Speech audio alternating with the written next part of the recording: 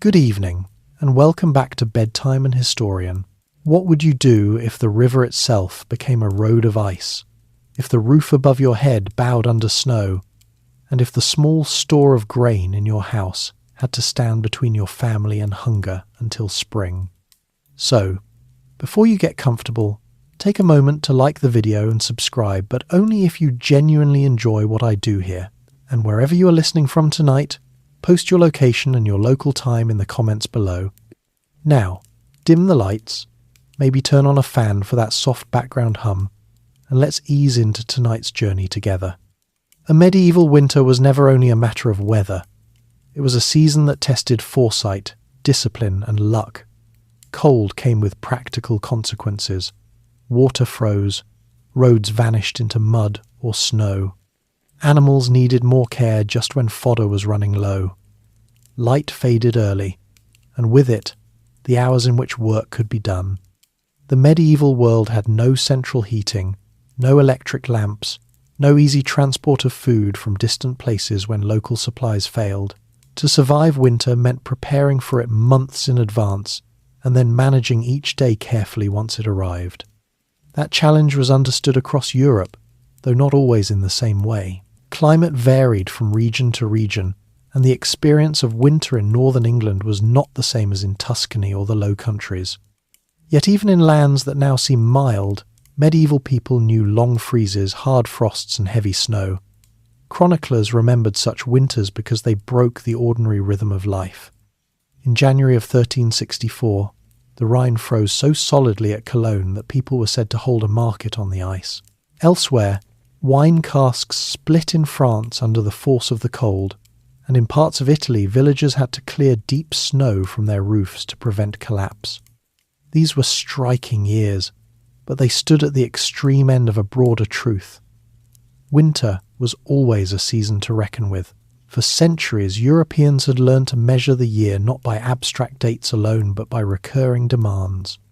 There was a time to plough, a time to sow, a time to reap, and then a time to endure what the land no longer gave freely.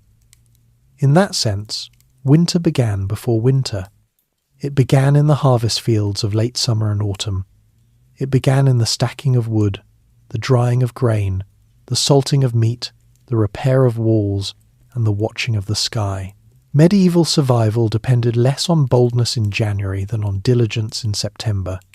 The Middle Ages themselves covered a very long span, and winters were not the same in every century. During what historians often call the medieval warm period, roughly from the 10th to the 13th centuries, much of Europe enjoyed somewhat milder conditions than later generations would know. Growing seasons were generally longer in many places. Agriculture expanded. Vineyards reached farther north. Population increased. This did not mean winter ceased to be difficult. It only meant that, on average, the balance between good years and bad years was less severe than it would later become. By the later 13th century and into the 14th, that balance began to shift. Europe entered a period of cooling, often associated with the beginning of the Little Ice Age. The phrase can sound more dramatic than the reality, because not every year was uniformly bitter and not every region changed in the same way. Still, the general pattern mattered. Winters became more erratic. Harsh cold, late frosts, heavy rains, failed harvests, and prolonged freezes appeared more often in the written record. Medieval people did not describe this as a climate phase. They described it as bad years, hard winters, empty bins, impassable roads, frozen rivers, and dying livestock. The danger lay not simply in discomfort, but in how many systems cold could disturb at once. A severe winter could damage autumn-sown grain before spring growth. It could reduce hay reserves needed for cattle and oxen. It could block trade routes and prevent food from reaching markets. It could isolate villages. It could strain houses that were poorly built or badly maintained. A heavy snowfall might mean more than inconvenience if the roof was weak, the household already poor, or the nearest help far away. In a world with narrow margins, weather could push ordinary hardship into crisis quickly. This is why medieval writing about winter is often sober. Learned writers described it as a season of decline, of moisture and cold overcoming the liveliness of summer. Religious writers saw in it a reminder of mortality. Poets noticed bare branches, quiet fields, and shortened days. Yet it would be a mistake to imagine that medieval people were simply helpless before the season. They were familiar with it. Their methods were practical rather than romantic. They expected hardship and arranged their lives around it. Winter was not a surprise enemy appearing from nowhere. It was a regular opponent whose habits were well known. That knowledge was distributed across society in different forms. Peasants understood the local land with great precision. They knew how much hay one cow might need, how damp grain spoiled, how long root vegetables kept in the right conditions, and how much wood a household could burn in a week of hard frost. Townspeople knew the winter pressures of urban life, where fuel had to be bought, food prices could rise sharply, and crowded housing brought its own discomforts. Monasteries developed routines of storage, charity, and seasonal discipline. Noble households, for all their wealth, still had to provision large numbers of dependents and make cold stone spaces livable. Winter did not cancel social difference. In some ways, it revealed it more clearly. The poor always felt the season first and most sharply. A wealthy lord might sit in a draughty hall and still possess salted meat, wine, thick clothing, many servants, and several fireplaces. A peasant family might depend on one smoky hearth, one room, rough clothing, and a store of food that had to last until the first new greens of spring. The difference between sufficiency and want could be no more than a bad harvest, a sick animal, or damp grain in storage. Medieval society was unequal in every season, but winter translated inequality into heat, food, shelter, and chances of survival with unusual clarity. Even so, one of the striking things about medieval winter life is how much ingenuity lay in ordinary custom. None of it would have seemed extraordinary to the people using it.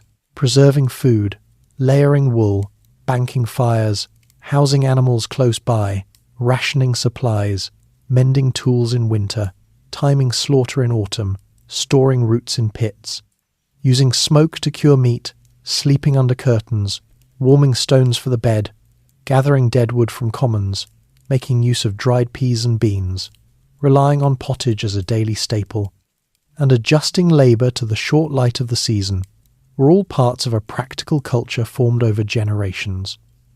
Survival came less from one brilliant invention than from 1,000 repeated habits. Some of those habits were built into the agricultural year. Autumn was the great season of reckoning. Grain had to be brought in and kept dry. Gardens had to be stripped of what could be stored. Animals that could not be fed through winter had to be slaughtered. Meat had to be salted or smoked quickly. Ale and wine had to be managed. Firewood had to be cut, stacked, and protected from wet. Roofs had to be checked. Openings had to be covered. Seed grain for spring planting had to be protected from accidental use. By the time frost settled into the ground, the real work of winter survival was already underway. Then, once winter arrived, management replaced gathering. That was the season of watching, stretching, mending, and enduring. What was stored now had to last.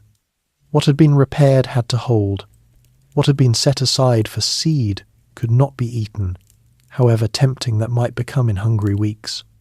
Each household faced the same quiet question in different forms, not whether there was enough for tonight, but whether there would still be enough in March. March was often the cruel point in the cycle. The first part of winter at least began with some fullness in the storehouse. By late winter, even careful households saw supplies thinning. This period, known in later language as the hungry gap or starving time, could arrive before fresh growth returned. Grain bins ran low, salted meat was reduced, fresh milk was scarce. The weather might improve only slowly. A family could survive December and January with confidence, then face real anxiety in February and March. It was not the first freeze that frightened experienced people most. It was the length of the season.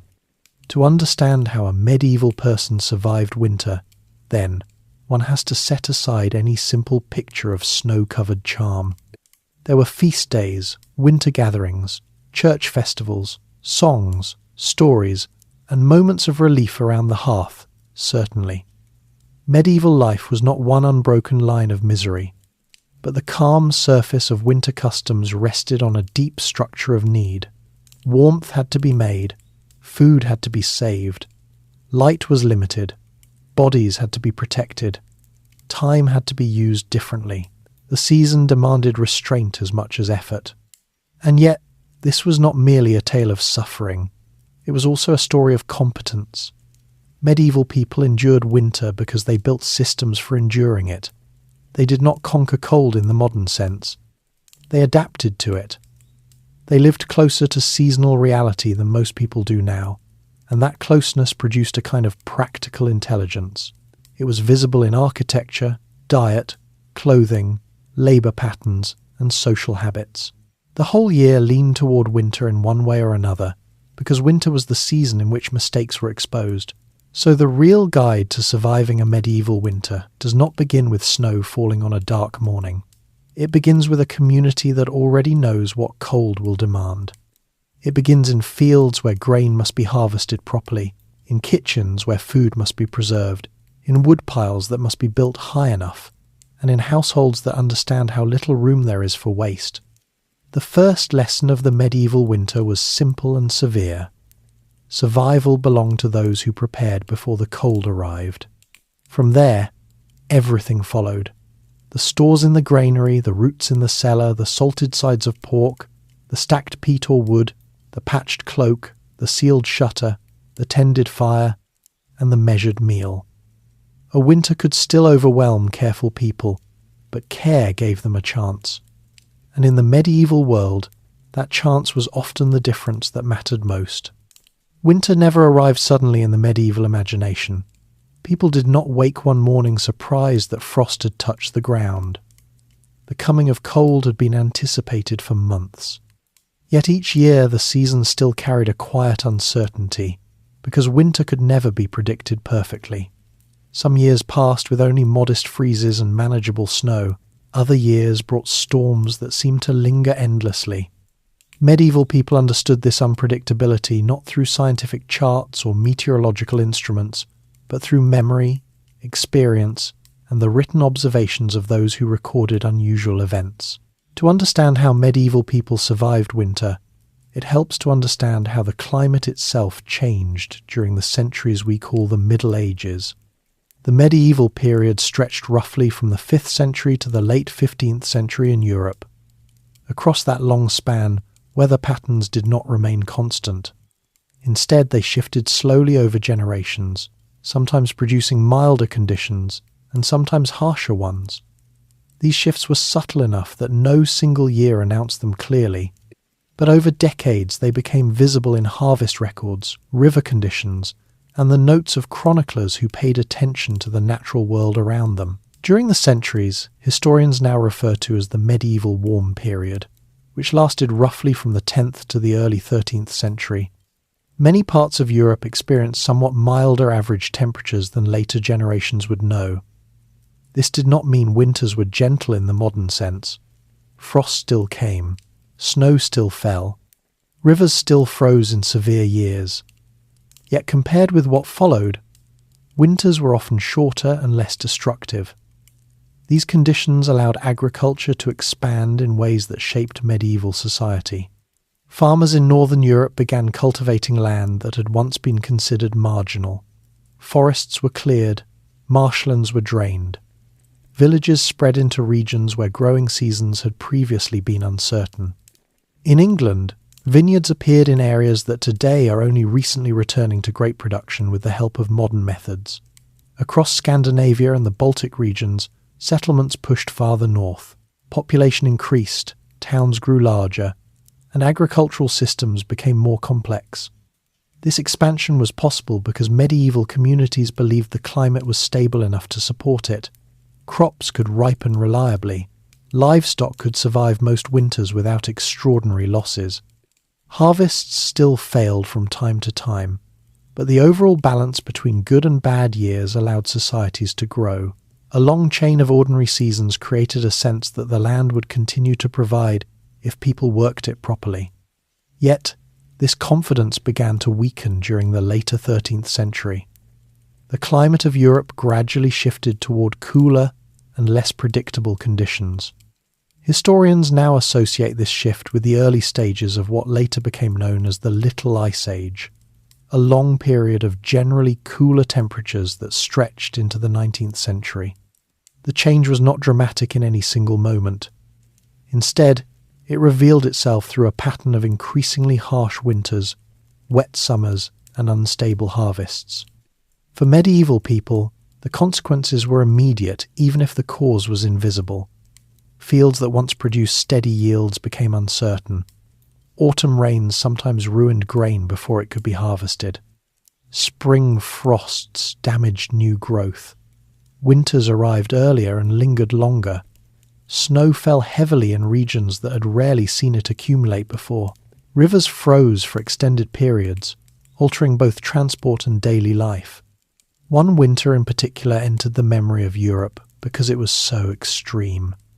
In 1363 and 1364, large rivers across the continent froze solid for weeks. The Rhine, one of the great waterways of Central Europe, remained locked under ice long enough for markets to appear directly on its surface. In Cologne, people reportedly walked across the river without fear, treating the frozen water as if it were a public square. Such scenes were remarkable precisely because they broke ordinary expectations. Southern regions experienced conditions that local inhabitants had rarely encountered before. Chroniclers in Italy described snow piling so high that villagers struggled to keep roofs from collapsing under the weight. In France, barrels of wine cracked as the liquid inside froze and expanded. In parts of the Low Countries, waterways that normally remained open throughout winter became frozen roads. These events were dramatic, but they also revealed a broader trend. Cold winters were becoming more common. Even so, medieval climate was never uniform. One harsh winter might be followed by a milder one. A village in the mountains might suffer severe snow, while a town closer to the coast experienced only cold rain. The medieval world was filled with microclimates shaped by geography, altitude, and proximity to water. People living in these regions developed local knowledge about what winter usually looked like in their surroundings. In the Alps, for example, heavy snow was expected, and houses were built with steep roofs designed to shed it. In northern England and Scotland, strong winds and wet, cold-shaped architecture and clothing choices. Mediterranean regions faced different challenges such as occasional frost, damaging olive trees or vineyards. Medieval survival strategies therefore varied from place to place, even though the overall challenge of winter remained recognizable everywhere. What made colder centuries particularly dangerous was the way climate pressures interacted with population growth. By the early 14th century, Europe's population had reached a level that placed heavy demands on agricultural land.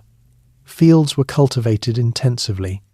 Marginal lands were farmed simply because more food was needed. When climate conditions worsened, these fragile systems had little room for error.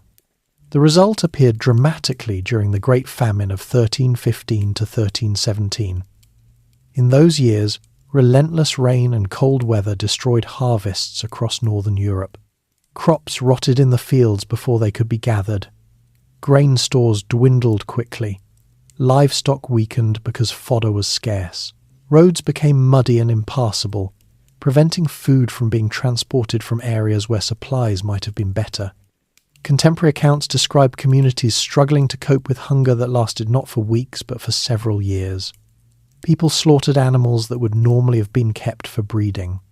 Seed grain meant for planting was eaten simply to survive the winter. Some reports describe desperate acts, including the consumption of animals rarely considered food. The famine weakened populations just a few decades before the arrival of the Black Death, which would devastate Europe again in the mid-14th century. Such catastrophes were not the normal experience of every winter, but they revealed how closely medieval survival depended on stable seasons. When the climate behaved unpredictably, the margin between comfort and crisis narrowed quickly. Medieval people therefore learned to treat winter as something that required constant attention and preparation. The awareness of seasonal danger also shaped cultural attitudes toward time and work. Medieval calendars often depicted each month with illustrations of typical activities. These images served as reminders of what tasks belonged to each part of the year. January might show a figure warming himself by a fire.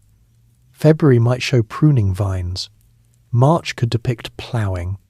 April might show planting or tending gardens.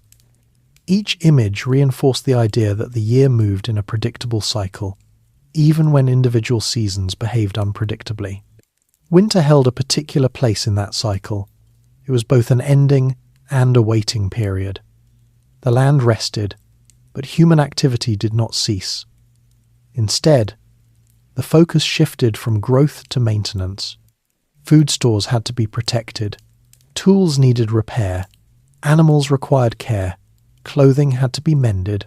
Wood had to be gathered and used carefully. In this sense, winter was less about inactivity than about survival management. Medieval literature sometimes reflected this reality with quiet honesty. Writers did not always treat winter as a romantic landscape of beauty. They described cold winds, empty fields, and long nights. Yet they also recognized that the season had its own rhythms. Feasts occurred in winter, communities gathered indoors, religious festivals filled some of the darkest weeks with ceremony and shared meals. Storytelling and music helped pass evenings that might otherwise feel endless. The church calendar itself placed several important celebrations in the winter months. Christmas, Epiphany, and Candlemas all fell during the cold season.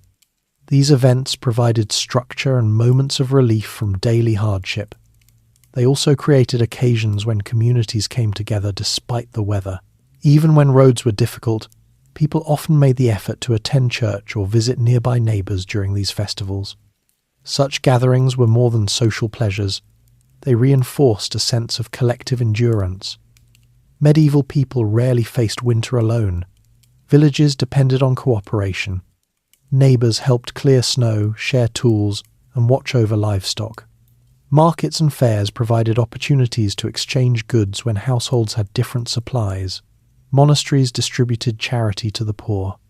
The survival of one family could sometimes depend on the support of others nearby. In this way, climate shaped not only agriculture but also social relationships. Cold weather encouraged habits of cooperation that might not have been necessary during abundant seasons. People learned to depend on one another for practical reasons, and that dependence gradually became part of the culture itself.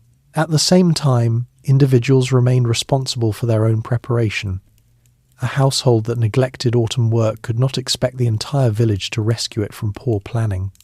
Medieval communities valued diligence, partly because winter punished carelessness so directly.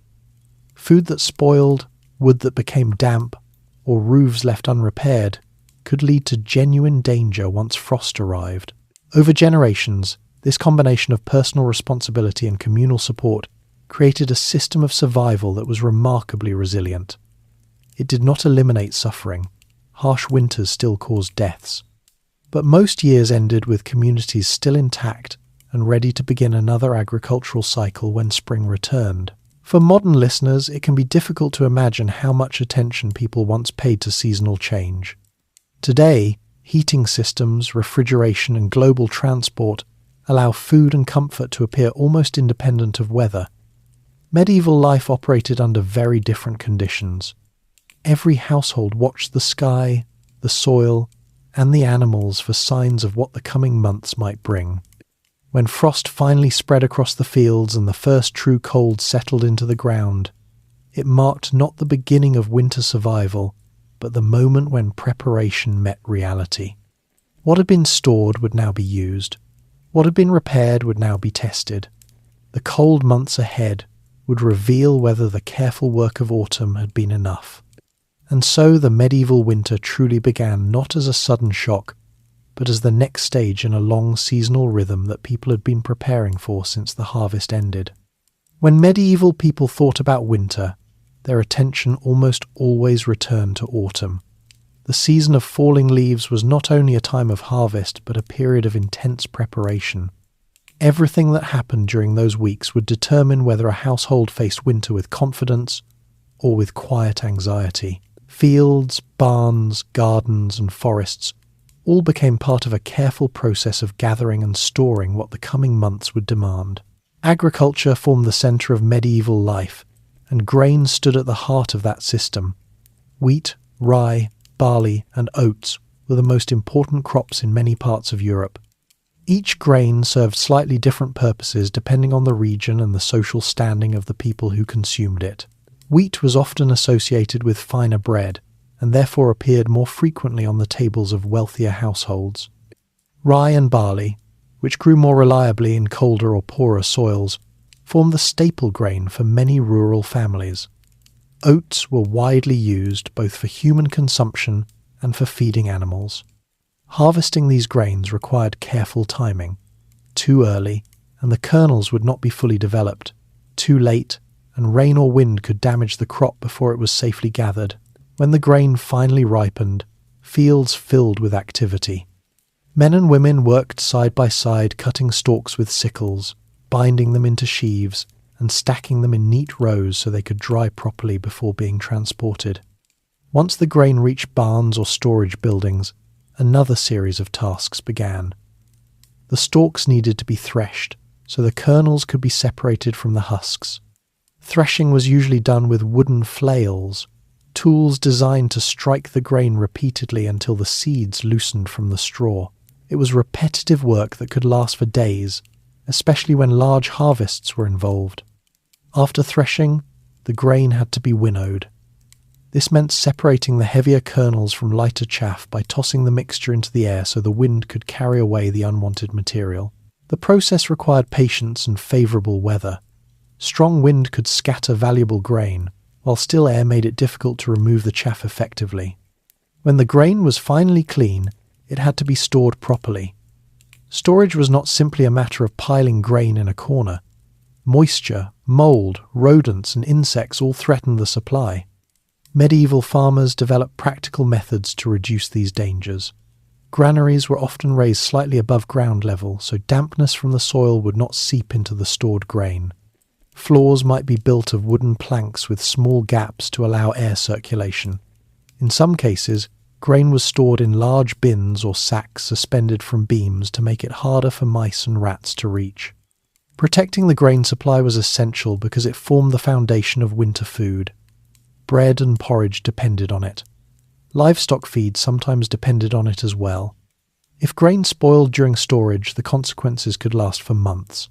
A damaged supply meant fewer meals and less security as winter progressed.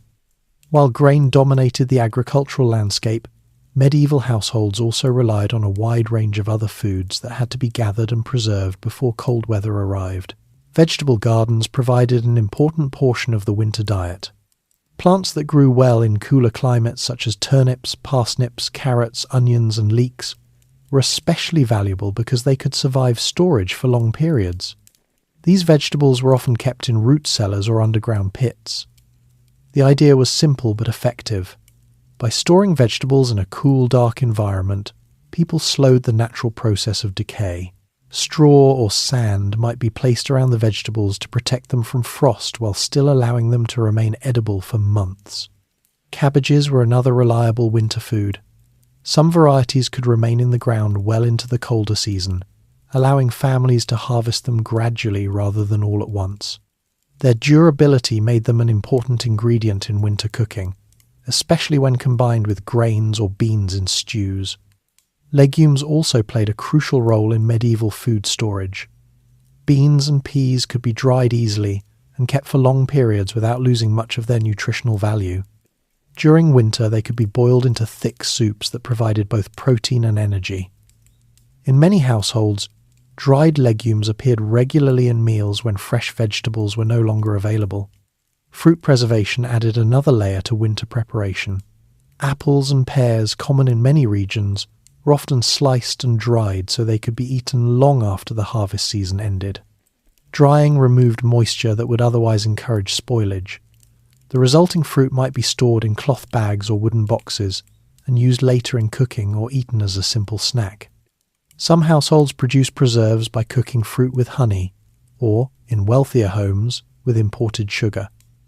The thick mixtures created through this process could last for months when stored in sealed containers. Though sugar was expensive and therefore rare among poorer families, honey served as a more accessible sweetener in many rural areas. Nuts gathered from forests also contributed valuable calories. Chestnuts were particularly important in parts of southern Europe. They could be roasted, ground into flour, or added to soups and stews. Walnuts and hazelnuts provided fats and nutrients that helped balance diets otherwise dominated by grain. Preserving these foods required time and attention, but they offered an advantage during winter because they could remain edible long after fresh produce had disappeared from fields and gardens. Each household built its own collection of supplies according to what the local environment provided. Livestock management formed another major part of autumn preparation.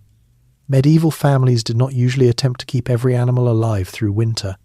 Feeding animals required hay, grain, and shelter, all of which were limited resources. Instead, farmers calculated how many animals their household could realistically support during the cold months. Animals that could not be maintained were slaughtered in late autumn. This practice ensured that the animals would not consume valuable fodder unnecessarily. The meat from these animals then had to be preserved quickly to prevent spoilage. Salting was the most common preservation method. Large quantities of salt were rubbed into cuts of meat or packed around them to draw out moisture. Removing moisture slowed the growth of bacteria and allowed the meat to last much longer. Barrels or tubs filled with brine salt dissolved in water were often used to store large pieces of meat such as pork or beef. Smoking provided an additional layer of preservation. Meat hung above slow-burning fires absorbed smoke that helped protect it from decay. Smokehouses or kitchen hearths served as places where bacon, hams, and sausages could gradually cure over time.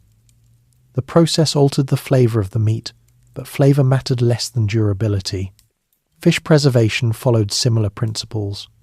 Coastal communities caught large quantities of fish during productive seasons and preserved them through salting or drying. Herring and cod were especially common in this trade. Once dried or salted, fish could be stored in barrels and transported long distances without spoiling. The importance of preserved fish extended beyond simple nutrition. Religious customs in medieval Christianity required people to avoid meat on certain days, including Fridays and the long fasting period of Lent. Fish provided an acceptable alternative during these times, making its preservation economically valuable as well as culturally significant. Dairy products also required careful planning because milk production declined sharply during winter. Cows and goats produced the most milk during warmer months when fresh pasture was available. To make use of this abundance, medieval households converted milk into cheese and butter. Cheese, particularly hard varieties, could last for many months when stored properly. The process of curdling and aging milk created a dense food that retained much of the original protein and fat. Butter could also be preserved for a time when salted and kept cool. For wealthier households, these preserved dairy products added variety to winter meals. For poorer families, even small quantities could represent an important nutritional supplement during the colder months. All of these preparations required coordination within the household. Different members of the family took responsibility for different tasks. Men often handled heavy agricultural work, such as harvesting grain and slaughtering livestock. Women frequently oversaw food processing and storage, ensuring that vegetables were properly packed, fruit dried, and dairy transformed into more durable forms. Children participated as well, gathering nuts, carrying bundles of straw, or helping with simple tasks that supported the larger effort. In medieval communities, preparation for winter was rarely the work of a single individual. It was a shared responsibility that involved every member of the household.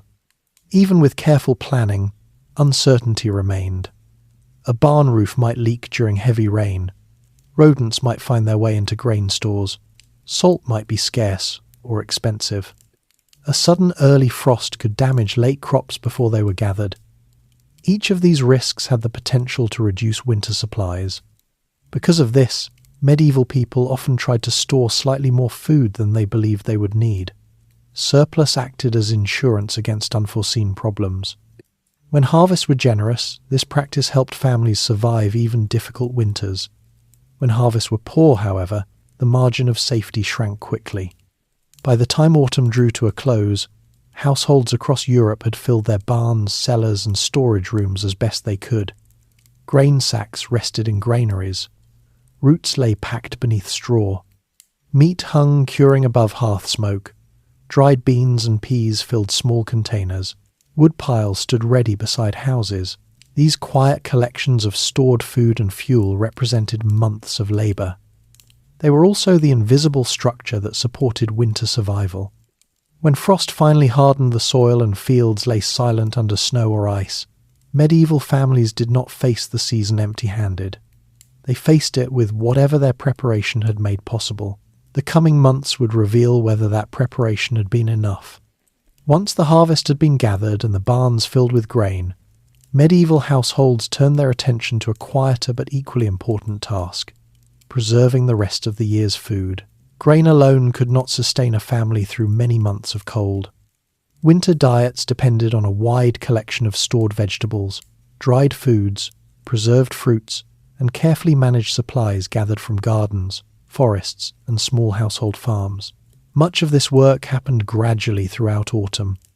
Unlike the dramatic activity of harvest in the fields, food preservation was a steady process carried out in kitchens, cellars, and small outbuildings near the home. The success of these efforts often depended on simple knowledge passed from one generation to the next. Knowledge about which foods lasted longest, which needed special storage, and how cold weather could be used as an ally rather than an enemy. Root vegetables were among the most dependable foods for winter survival. Crops such as turnips, parsnips, carrots, and onions grew well in European soil and could remain edible for long periods when stored correctly. These vegetables had the advantage of durability. Unlike delicate leafy greens, they could tolerate the damp and cool conditions of underground storage. Many households kept these vegetables in root cellars or storage pits dug into the ground. The earth surrounding these spaces helped regulate temperature, keeping the contents cool but not frozen. Straw or sand was often packed around the vegetables to protect them from frost and to reduce moisture that might cause rot. By layering vegetables carefully and checking them periodically, families could extend their supply deep into winter. Cabbage also held an important place in winter preparation. Hardy varieties could survive cold temperatures better than most garden plants. In some regions, cabbages were harvested late and stored in cellars alongside root vegetables.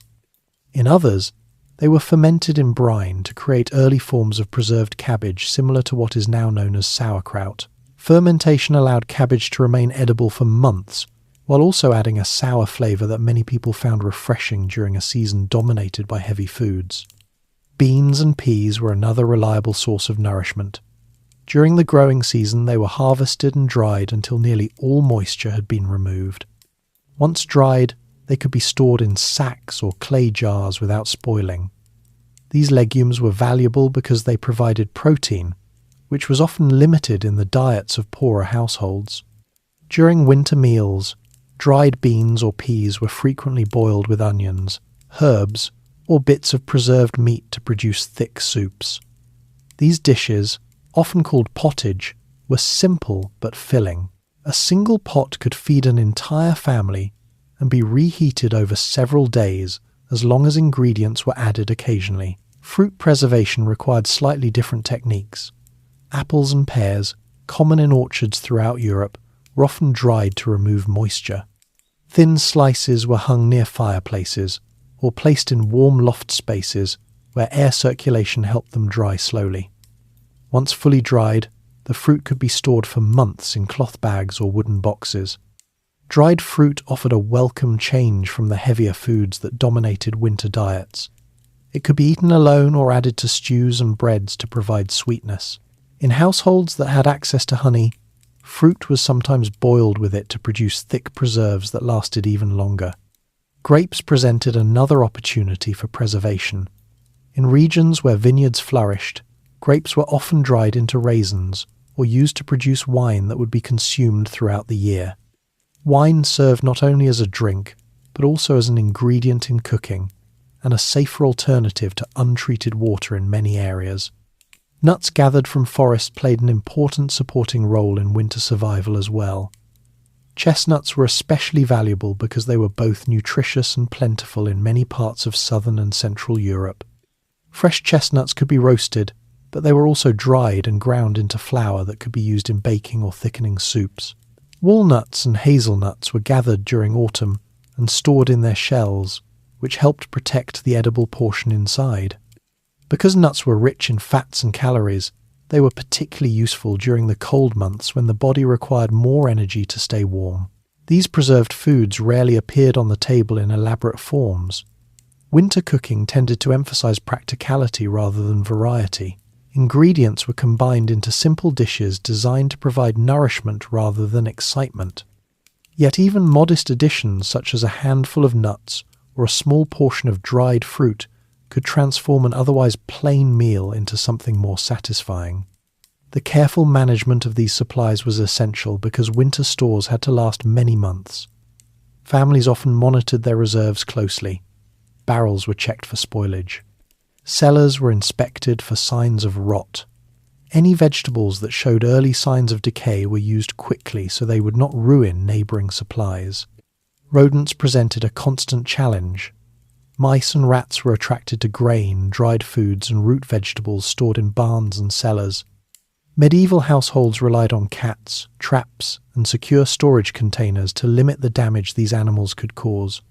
Even so, some loss was often unavoidable. Households also paid attention to moisture, which could spoil food quickly. Grain that became damp might grow mould and become unsafe to eat. Vegetables stored in overly wet conditions might rot. For this reason, many storage areas were designed to allow air circulation, while still protecting food from rain or melting snow. Alongside food preservation, autumn also involved storing materials that would be needed for cooking during winter. Salt, for example, was extremely valuable. It served not only as seasoning but as an essential preservative for meat and fish. In regions far from coastal saltworks or salt mines, the substance had to be purchased or traded, making it expensive for many families. Herbs grown in household gardens were often dried and stored as well. Plants such as parsley, thyme, sage and garlic added flavour to otherwise simple dishes. Though these herbs were used sparingly, they helped improve the taste of preserved foods that might otherwise become monotonous. In wealthier homes, the range of preserved foods could be considerably larger. Merchants and nobles sometimes had access to imported goods that travelled long distances through medieval trade networks. Spices such as pepper, ginger, cinnamon and cloves arrived from regions far beyond Europe, carried along routes that stretched through the Mediterranean and into Asia. These spices were expensive and therefore used primarily by the wealthy, but they played an interesting role in winter cooking. Medieval medical theory suggested that warming spices helped balance the body during cold seasons. Whether or not this belief was scientifically accurate, the strong flavours of spices certainly made preserved foods more appealing. For most rural families, however, winter meals remained simple. Bread made from stored grain formed the foundation of daily nourishment. Pottage made from vegetables, beans and occasional meat appeared regularly. Preserved foods filled the gap between harvests, sustaining households until the land could once again provide fresh produce.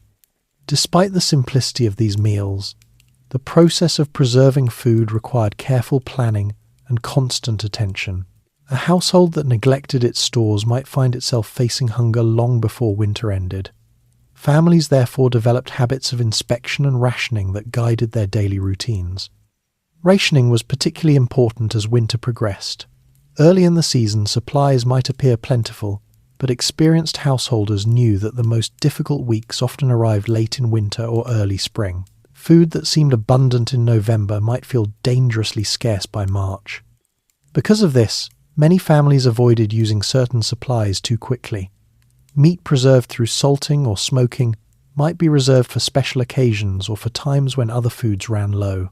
Grain stores were protected carefully, since bread remained the most dependable part of the diet. Even with all these precautions, shortages sometimes occurred. A long winter could stretch supplies beyond what anyone expected. When that happened, people relied on whatever alternatives they could find. Wild plants, bark from certain trees, or acorns ground into coarse flour sometimes supplemented meals during particularly difficult seasons. Such measures were usually temporary responses rather than normal habits. Medieval communities preferred reliable foods whenever possible. Yet the willingness to improvise when supplies ran low reveals something important about how people approached winter. Survival depended not only on preparation but also on adaptability. By the time deep winter settled across the countryside, the success of autumn preservation could already be measured. Well-stocked cellars and granaries meant families could face the cold months with relative confidence. Poor storage or unexpected losses meant that each meal became part of a careful calculation about how long supplies would last. Thus, the quiet work of preserving vegetables, fruit, and other foods was not a minor detail of medieval life. It formed one of the most important foundations of winter survival. Without these stored provisions, even the warmest hearth and the thickest clothing could not protect a household from the long season of cold and scarcity. If storing vegetables and grain provided the steady background of winter survival, the preservation of meat introduced a more dramatic stage in the yearly cycle. Late autumn brought the season of slaughter. This was not done casually. Medieval households approached it with careful calculation, because the decision determined how many animals would live through the winter and how much meat would sustain the household during the cold months. Livestock were valuable in many ways beyond food. Cattle provided milk and labour for ploughing fields. Sheep produced wool for clothing. Pigs converted scraps into fat and meat. Goats gave milk and sometimes hair for coarse textiles. Keeping animals alive through winter required fodder, shelter, and attention. Yet fodder was limited. Hay stored during summer could only feed a certain number of animals until spring grass returned. Because of this limitation, farmers often reduced their herds as winter approached. Animals that could not be supported through the cold season were slaughtered before the worst weather arrived. This decision ensured that the animals themselves would not consume the precious hay needed by breeding stock and working animals. In many regions of Europe, the traditional time for slaughtering pigs occurred around the feast of St. Martin in November. The timing made practical sense. The weather had grown cold enough to slow spoilage, yet winter had not fully settled. Communities often shared the work, with neighbours assisting one another in butchering, cutting, and preserving the meat. The process began with careful division of the animal. Every usable part was collected, because waste meant losing valuable calories. Large cuts of meat were prepared for curing. Fat was rendered into lard. Bones might later be boiled to extract flavour for soups. Internal organs were cooked quickly before they could spoil. Blood was collected and used in dishes such as blood sausage or black pudding, often mixed with oats or barley and seasoned with herbs. Preserving the meat quickly was essential. Without refrigeration, fresh meat would spoil within days unless treated properly. The most common method used throughout Europe was salting. Salt drew moisture from the meat and created conditions that slowed the growth of bacteria responsible for decay. To cure meat, medieval households packed cuts into containers filled with coarse salt or immersed them in brine. The salt gradually penetrated the flesh, transforming it into a preserved product that could last for many weeks or months. Pork was especially well suited to this process. Sides of bacon, hams, and smaller cuts were frequently cured in this way. Salting alone, however, was sometimes combined with smoking to improve preservation. Meat hung above a slow-burning fire-absorbed smoke that helped dry the surface and deter insects. The flavour of smoked meat became familiar across many medieval cuisines. Smokehouses were simple structures, often little more than enclosed spaces where fires could burn slowly beneath hanging cuts of meat. Fish preservation followed similar principles. In coastal regions and near large rivers, fish formed an important part of the diet.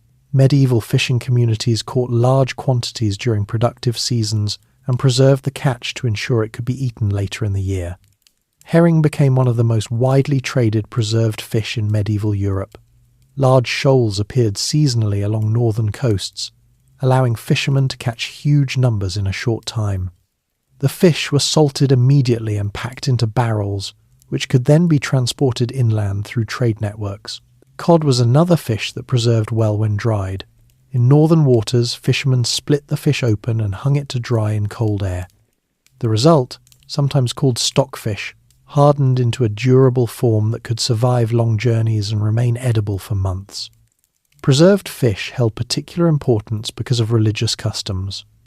Medieval Christianity required abstaining from meat on certain days, including Fridays and during the long fasting period of Lent. Fish served as an acceptable alternative, making it a regular feature of medieval diets even in regions far from the sea. The trade in salted fish therefore became a significant economic activity. Merchants transported barrels of herring, cod and other preserved fish to towns and villages where local fishing was limited. Markets often stocked these products during winter, allowing households to supplement their own preserved foods. Dairy products also required preservation as winter approached. During the warmer months, cows and goats produced abundant milk while grazing on fresh pasture. As temperatures dropped and grass disappeared, milk production declined sharply. To avoid wasting the surplus of summer milk, medieval households turned it into forms that could last longer. Cheese production provided one solution. By curdling milk and pressing the curds into solid shapes, families created foods that could be aged and stored. Hard cheeses in particular could last many months if kept in cool, dry conditions. Some cheeses developed stronger flavours over time, which many people considered desirable. Butter was another product made from excess milk. When salted, butter could last longer than fresh milk, though it remained more fragile than cheese. In colder climates, winter temperatures themselves helped slow spoilage. Despite these preservation methods, dairy products remained somewhat scarce during the coldest months. Many animals simply produced little or no milk until spring. As a result, cheese and butter stored from summer became valued additions to winter meals. While the preservation of meat and dairy required labour, it also shaped the rhythm of the household's diet during winter. Fresh meat appeared rarely once the cold months began. Instead, meals relied on preserved foods used sparingly to stretch supplies. Salted meat, for example, was often used not as the central part of a meal, but as a flavouring ingredient. Small pieces might be added to large pots of pottage containing grains, beans, and vegetables. The meat enriched the broth, providing flavour and nutrition without exhausting the stored supply too quickly. Pottage itself formed the backbone of winter cooking. The term referred to a thick stew made by boiling available ingredients together in a large pot. The contents varied depending on the household's resources.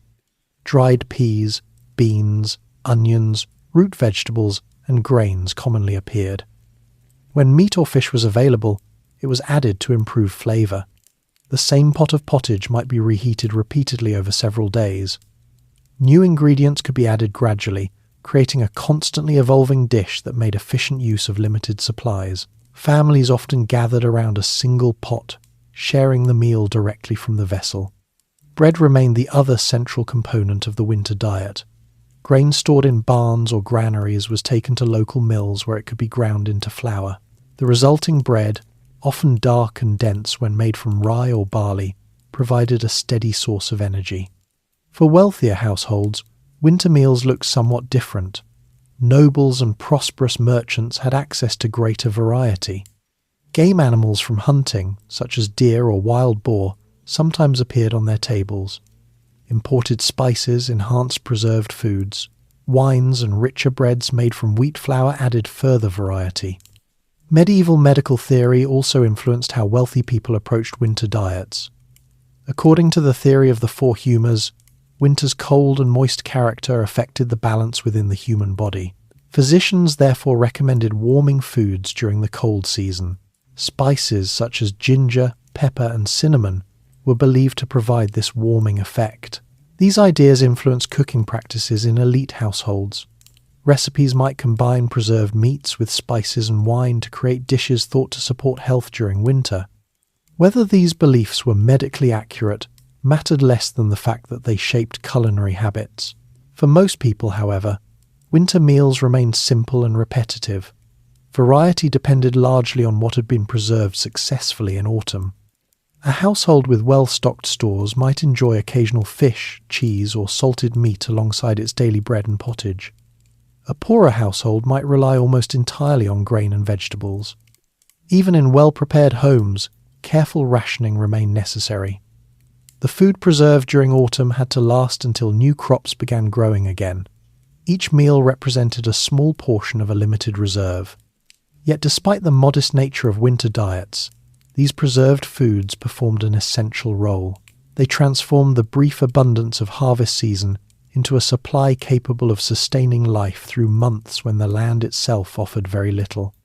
The salted meat hanging in the smokehouse, the barrels of fish stored in cellars, the wheels of cheese aging in cool rooms, all of these quiet stores represented more than food.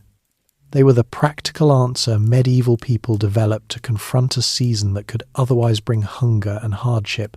If preserved food represented security during winter, the daily meals themselves revealed how medieval households balanced necessity with whatever small comforts they could manage. Winter diets were shaped by what had been stored successfully in autumn, by social class, and by regional traditions. Yet despite these differences, certain patterns appeared across much of Europe. Bread remained the centre of most meals, pottage filled the cooking pot, and preserved ingredients added flavour whenever supplies allowed.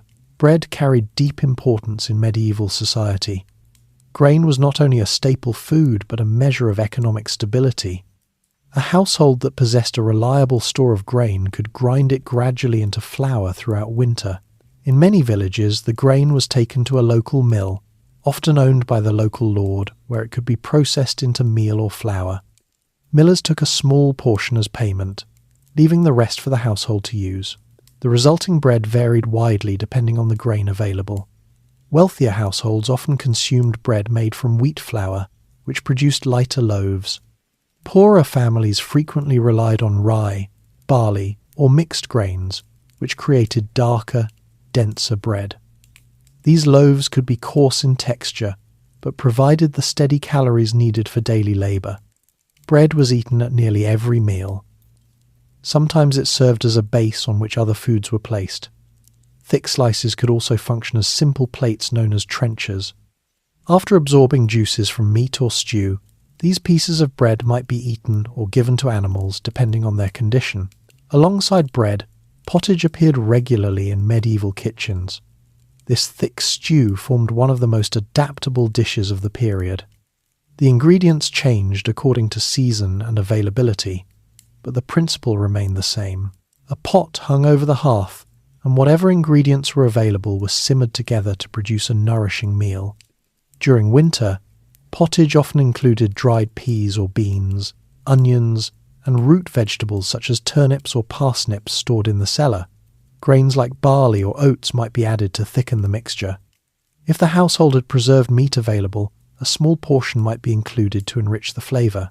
Because pottage could be reheated repeatedly, it allowed families to stretch their ingredients over several meals.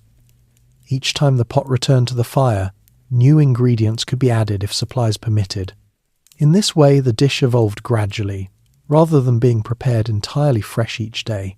The simplicity of pottage reflected the practical realities of medieval cooking. Fuel had to be conserved, and large pots allowed households to prepare food efficiently. Cooking multiple dishes separately would have required more firewood and time than many families could spare during winter. Vegetables played an important role in these meals. Turnips, carrots, leeks and onions appeared frequently because they stored well through the colder months. Their flavours were mild but dependable. Cabbage also appeared regularly, either fresh from storage or preserved through fermentation. Herbs added modest variety. Parsley, thyme, sage and garlic could be dried and used sparingly throughout winter. Though simple, these additions helped prevent meals from becoming completely bland. Protein sources varied depending on a household's resources. In many rural families, meat appeared only occasionally during winter. Salted pork might be used in small quantities to flavour pottage. Blood sausages made during autumn slaughter could be boiled or fried. On special days a chicken might be prepared, though poultry was often valued more for eggs than for meat. Fish offered another protein source, especially on days when religious rules restricted the consumption of meat. Preserved fish, such as salted herring or dried cod, was common in many regions. These foods had strong flavours, but they provided important nourishment during the colder months. Dairy products added richness whenever they were available. Cheese stored from summer production appeared regularly in some households. Hard cheeses could be sliced and eaten with bread or melted into dishes for additional flavour. Butter, when available, was used carefully because supplies often dwindled by midwinter. Beverages also formed part of daily meals. Water alone was not always considered reliable, particularly in towns where contamination could occur. Instead, many people drank ale or small beer brewed from grain. These drinks contained relatively low alcohol but provided hydration and calories. Ale brewing often took place within the household itself. The brewing process transformed grain into a drink that could be stored for a limited time. Because the beverage spoiled relatively quickly, brewing occurred periodically throughout the year. Wine appeared more frequently in regions where vineyards existed, particularly in southern Europe. Wealthier households might also import wine from other areas. During winter, wine sometimes appeared warmed and flavoured with spices, creating drinks believed to strengthen the body against cold. While ordinary people relied on these simple foods, noble households experienced winter meals differently.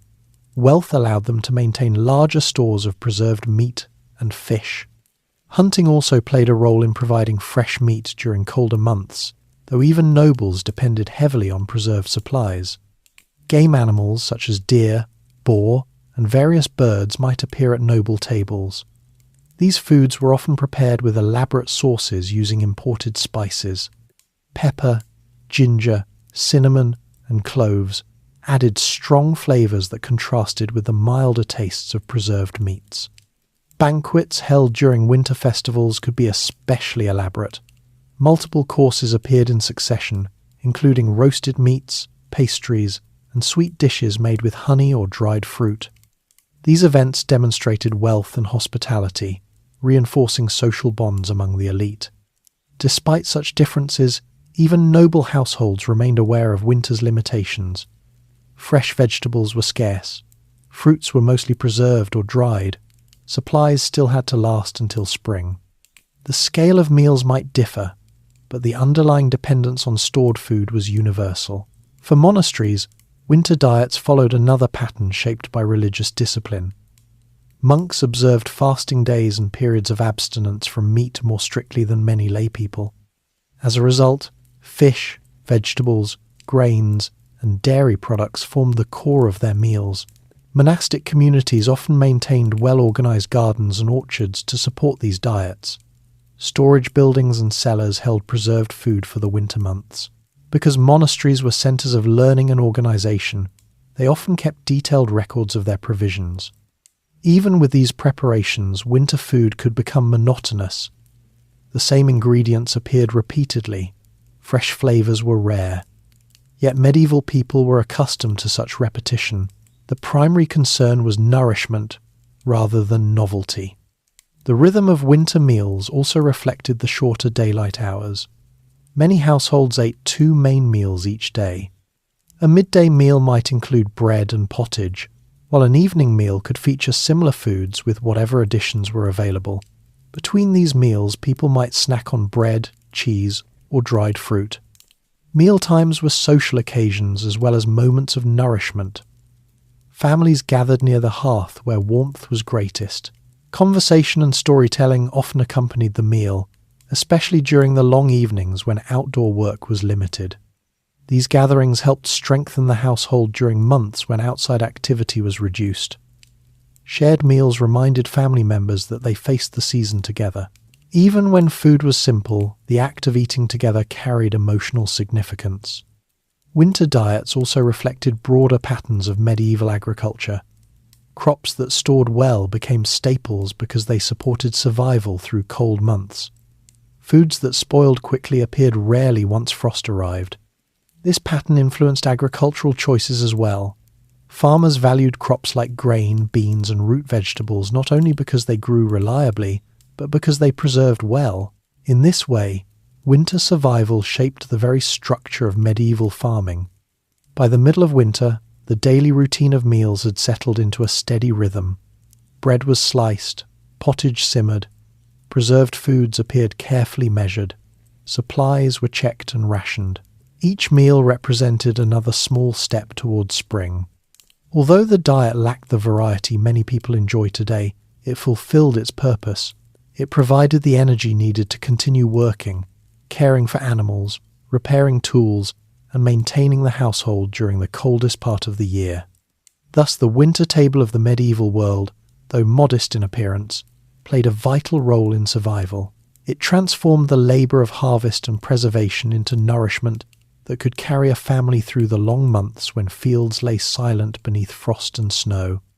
Even in households that had prepared carefully, winter eventually revealed its most difficult moment.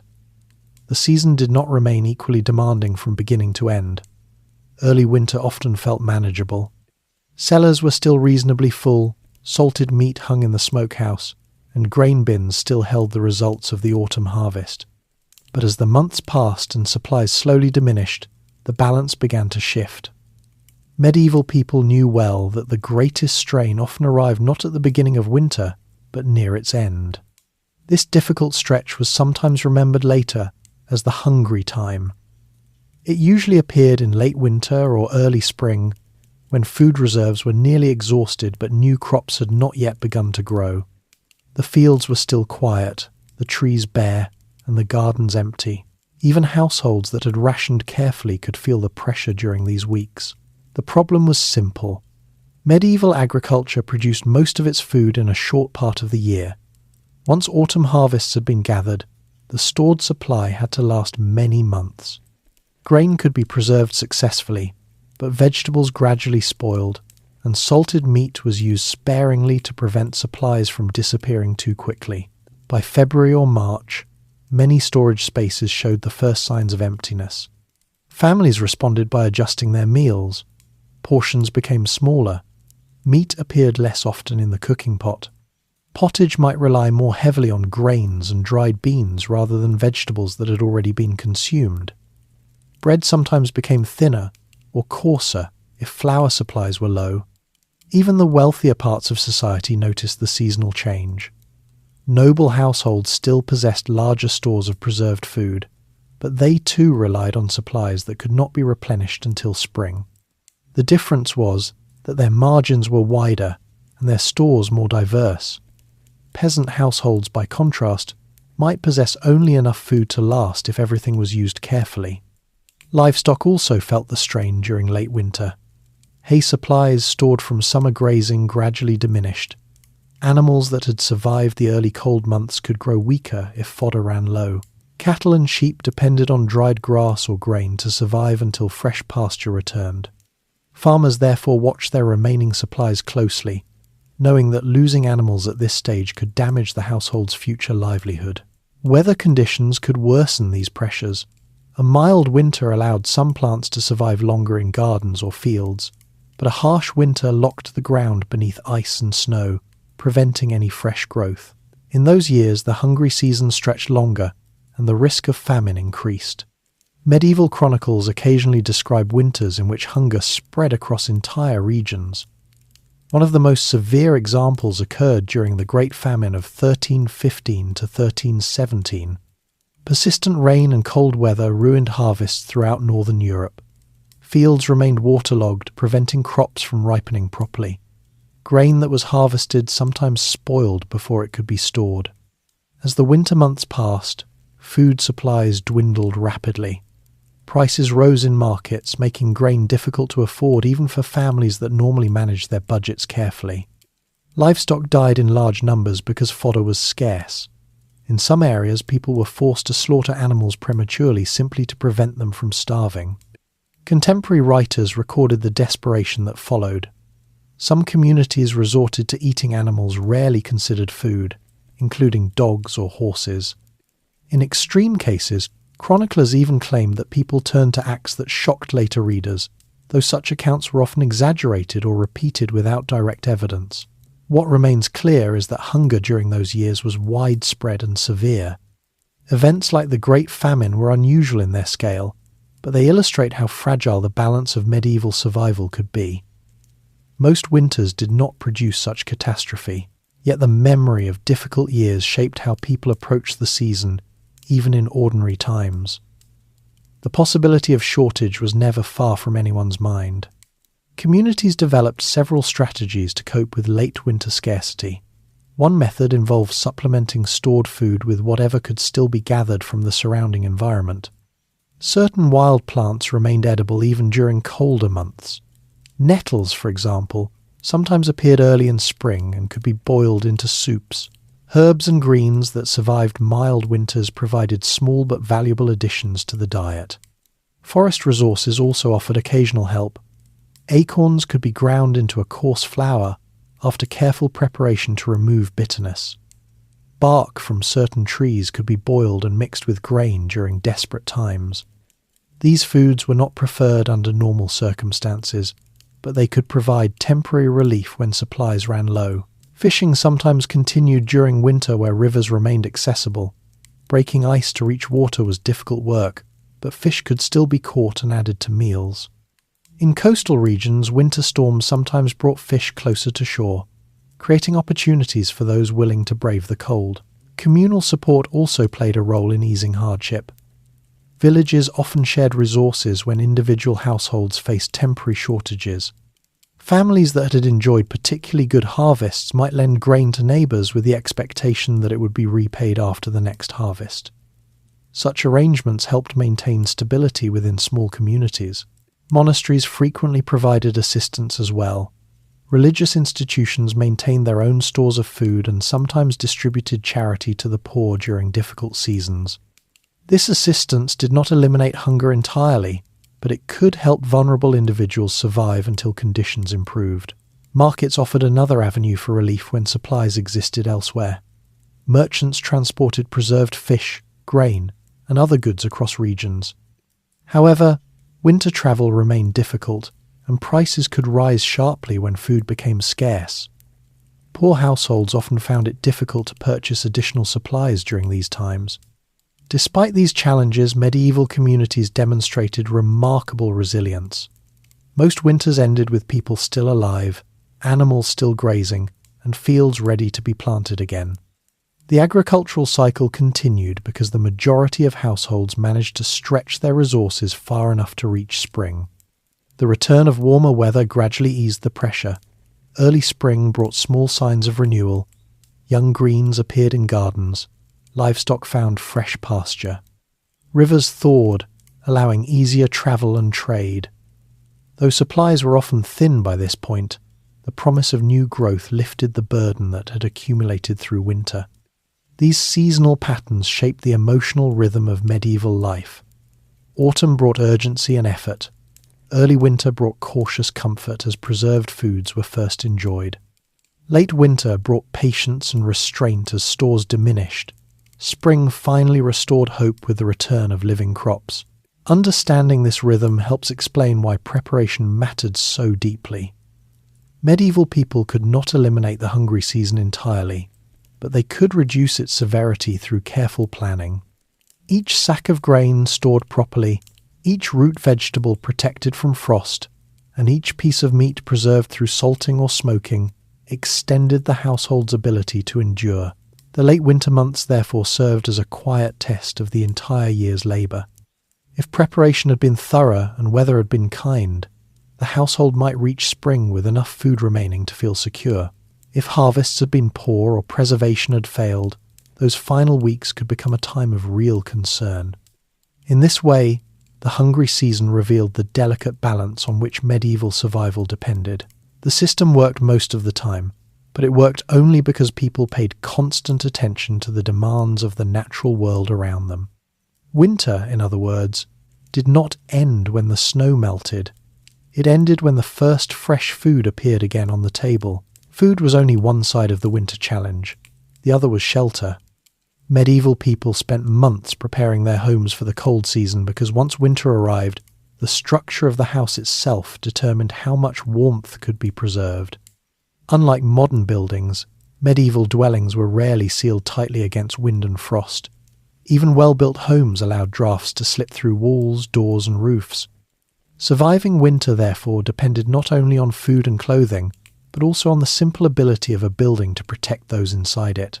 For the majority of people in medieval Europe, the home was small and practical.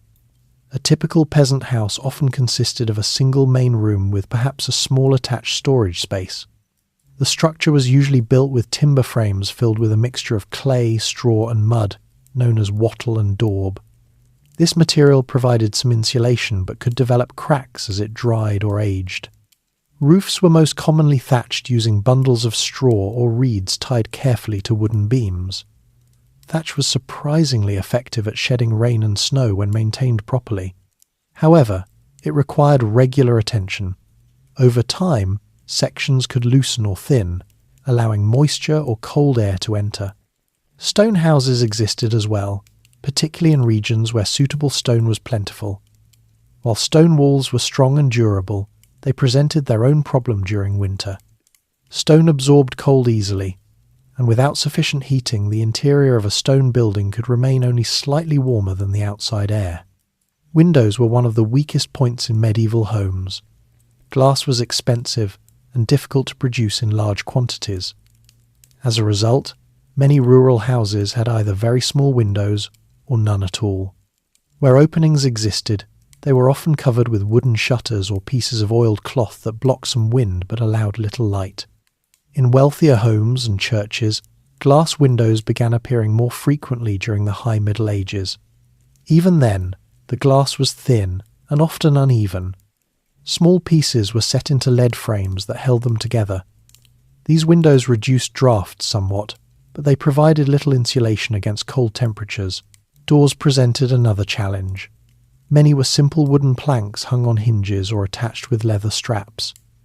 They rarely fit tightly within their frames. During winter, families sometimes stuffed cloth or straw into gaps around doors and windows to reduce the flow of cold air. Despite these limitations, medieval people adapted their homes in several ways to improve comfort. One common strategy involved arranging living spaces around a central hearth. Fire served as the primary source of both warmth and cooking.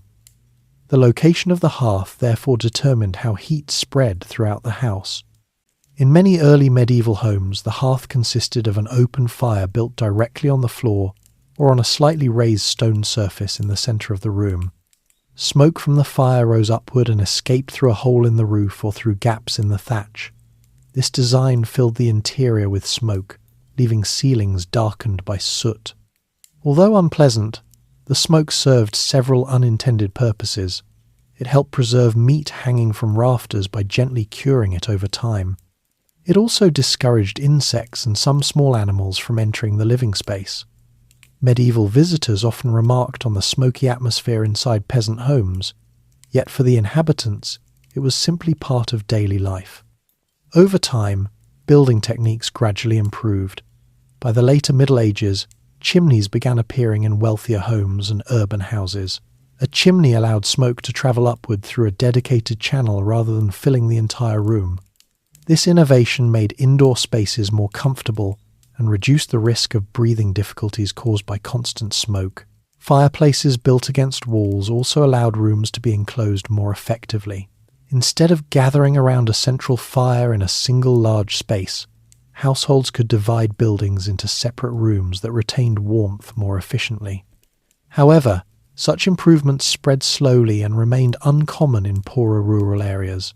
Large buildings such as castles and manor houses faced different challenges. Their stone construction made them strong defensive structures, but it also meant they retained cold air easily. A large hall with high ceilings could be difficult to heat effectively. Fires might warm the immediate area around the hearth, but distant corners of the room remained cold. To address this problem, wealthy households used heavy textiles to improve insulation. Thick tapestries hung on stone walls served both decorative and practical purposes. They reduced drafts and trapped a layer of warmer air near the wall surface.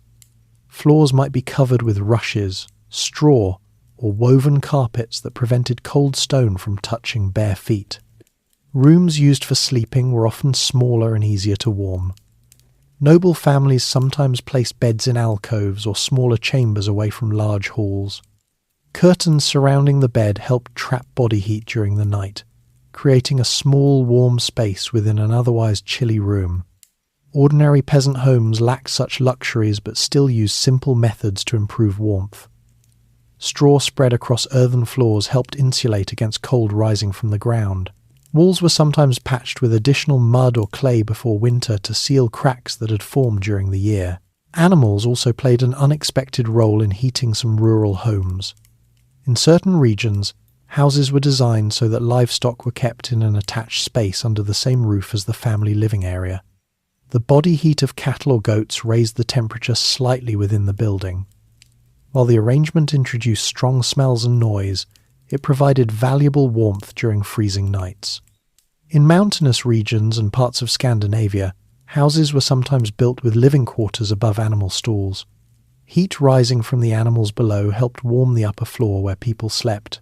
These designs demonstrate how medieval architecture often developed in response to local climate conditions. Fuel supply remained another crucial element of winter shelter. A hearth could only provide warmth if there was enough wood or other fuel to keep it burning. Throughout autumn, households gathered firewood from nearby forests or common lands. Dead branches and fallen logs were collected and stacked carefully so they would remain dry. Different types of wood burned differently. Hardwoods such as oak or beech produced long-lasting coals that provided steady heat. Softer woods burned faster but were easier to ignite. Families used whatever resources were available in their region, combining different woods to maintain a continuous fire. In areas where forests were scarce, alternative fuels were used.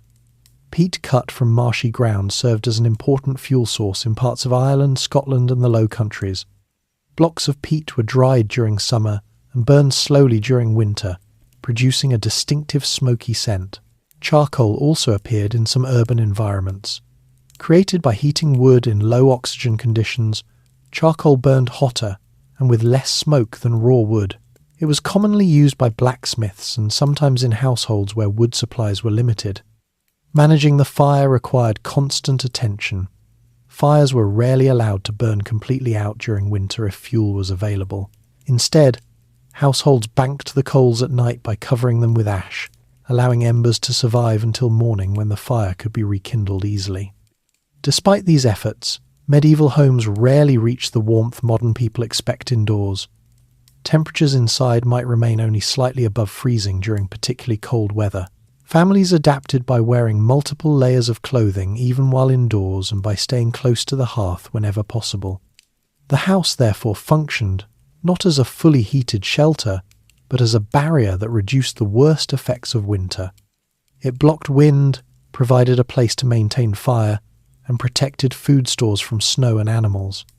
Within those walls, families could manage the cold rather than eliminate it. This modest but practical form of shelter allowed medieval communities to endure months of harsh weather. The buildings themselves were simple, yet they formed a vital part of the system that made winter survival possible. If the house provided shelter against wind and snow, the hearth provided life within that shelter. Fire was the centre of medieval winter existence. It warmed the room, cooked the food, dried damp clothing, preserved meat hanging above the rafters, and illuminated the darkness of early evening. A house without a functioning fire during winter would quickly become unlivable. For that reason, managing the hearth and maintaining a reliable fuel supply became one of the most important daily responsibilities during the cold months. In many medieval homes, the hearth was not a carefully constructed fireplace as we imagine today. Instead, it was often a simple, open fire built on the ground or on a shallow stone platform. In earlier centuries especially, the hearth stood at the centre of the room rather than against a wall. This design allowed heat to spread outward in all directions, though the effect was limited by the drafty nature of the building. Smoke rose upward through the room until it escaped through a small opening in the roof. This opening might be little more than a gap in the thatch or a simple wooden vent. Because smoke did not leave immediately, the interior of the house remained hazy. The beams overhead slowly darkened as soot accumulated over the years. Living in such an environment required adjustment. Eyes watered occasionally, and the smell of smoke lingered in clothing and hair. Yet the smoke also helped preserve food stored in the rafters. Strips of meat hung above the hearth gradually dried and absorbed smoke, becoming more resistant to spoilage. Over time, building practices improved. By the 14th and 15th centuries, chimneys began appearing in wealthier homes and in many towns. A chimney created a channel that directed smoke upward and out of the building more efficiently. This change allowed fireplaces to be placed along walls rather than in the centre of rooms. Wall fireplaces had advantages. They reduced the amount of smoke lingering in the living space and allowed rooms to be divided more easily. In houses with multiple rooms, separate fireplaces could heat different areas of the building. Still, such improvements spread slowly, and many rural homes continued to rely on the older central hearth for generations. Regardless of design, the effectiveness of a hearth depended entirely on fuel. Without wood or other combustible materials, even the best fireplace could provide no warmth. Medieval households therefore devoted significant effort to gathering and storing fuel before winter arrived. Firewood was the most common source of heat. Families collected it during autumn from nearby forests, hedgerows, or communal lands where gathering fallen branches was permitted. Cutting live trees without permission often violated local laws, especially in forests controlled by lords or monasteries. Instead, many people gathered deadwood branches that had already fallen naturally. The work of collecting firewood could be demanding. Logs had to be cut, carried, and stacked carefully so they would remain dry. If wood became damp from rain or snow, it burned poorly and produced excessive smoke.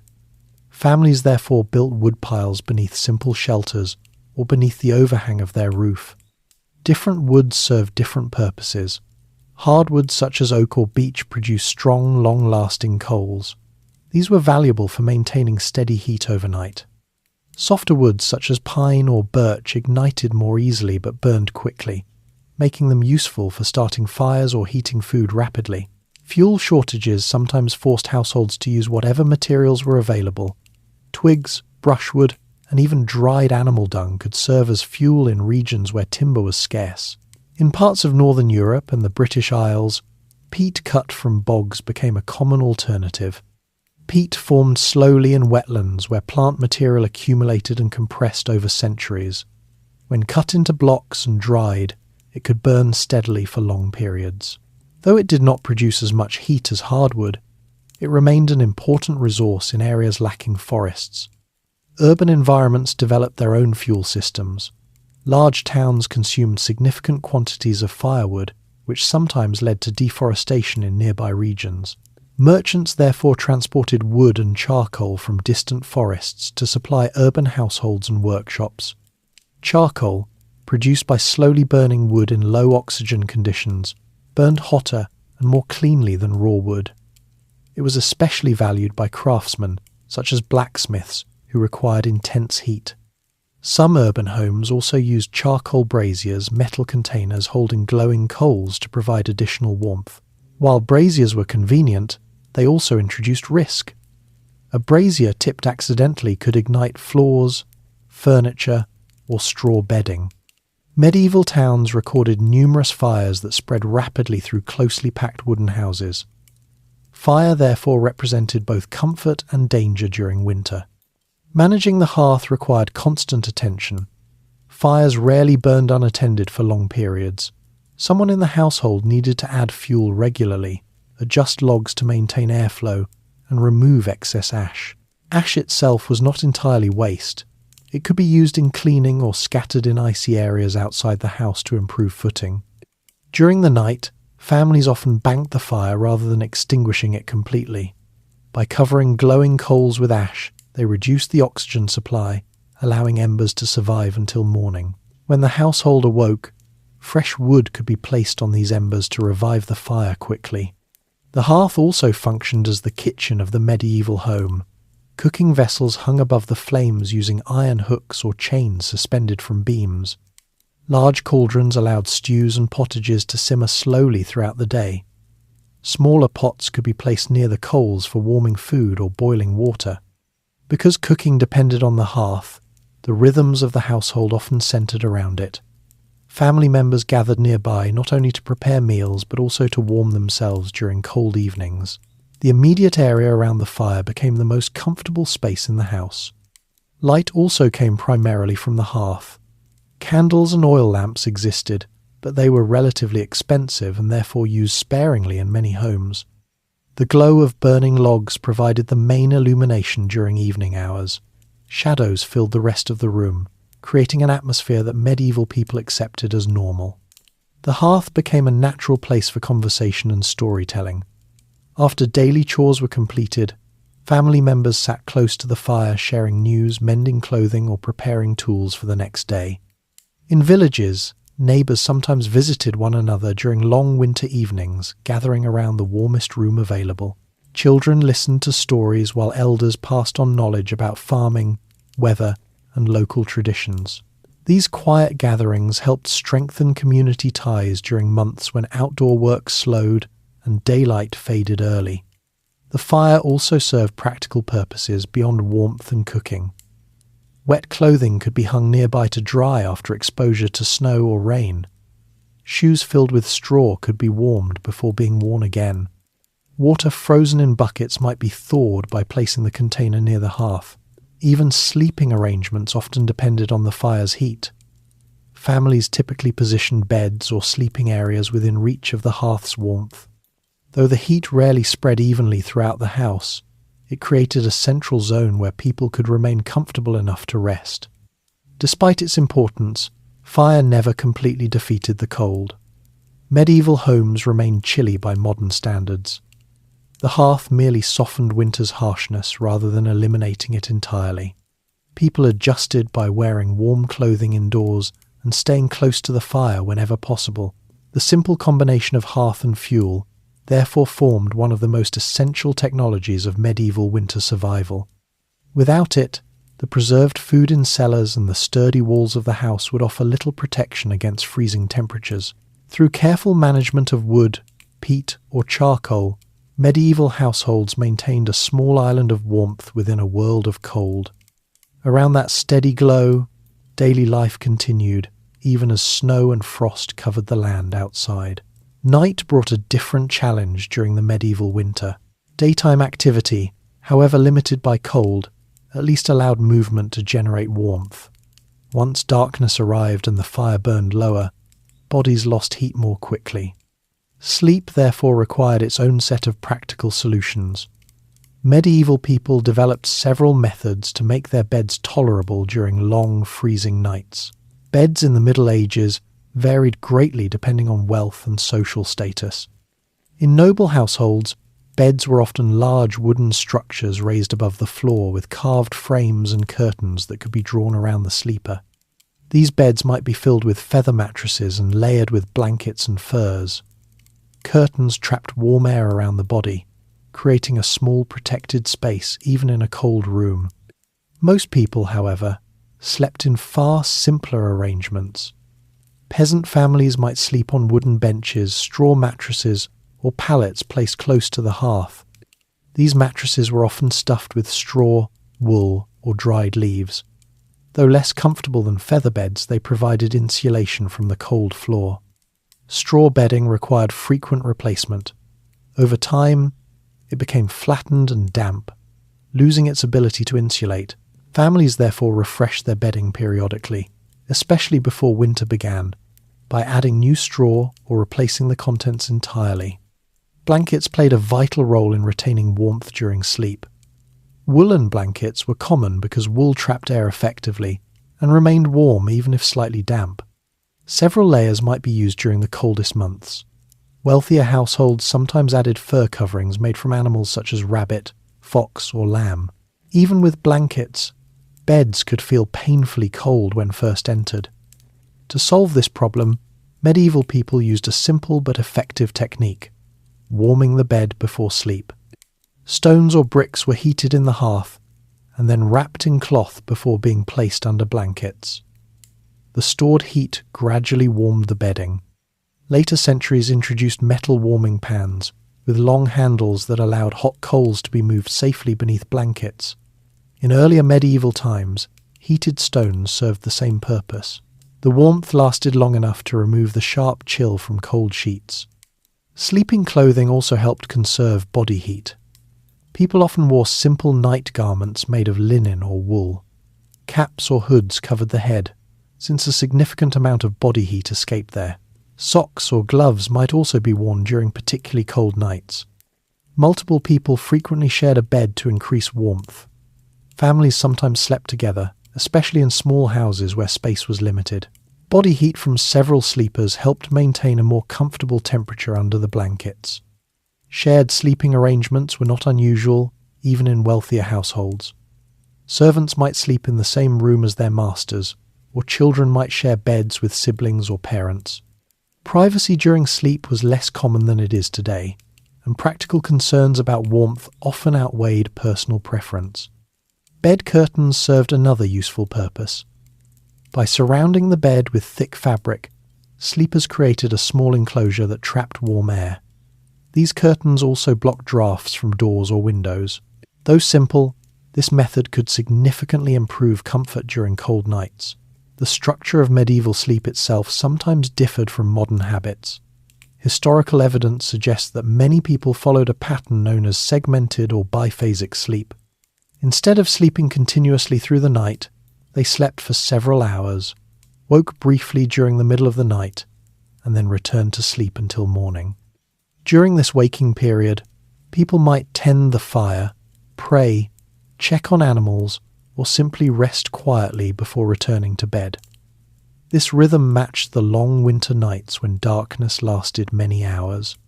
Because artificial lighting was limited, medieval households often retired early in the evening.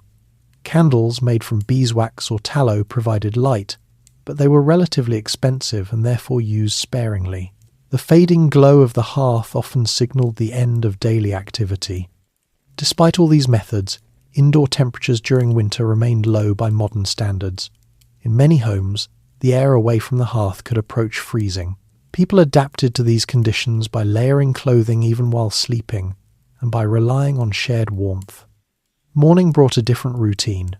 One of the first tasks of the day involved reviving the fire if it had burned low during the night. Fresh wood was placed on the embers, and the household gradually warmed again as flames returned to life.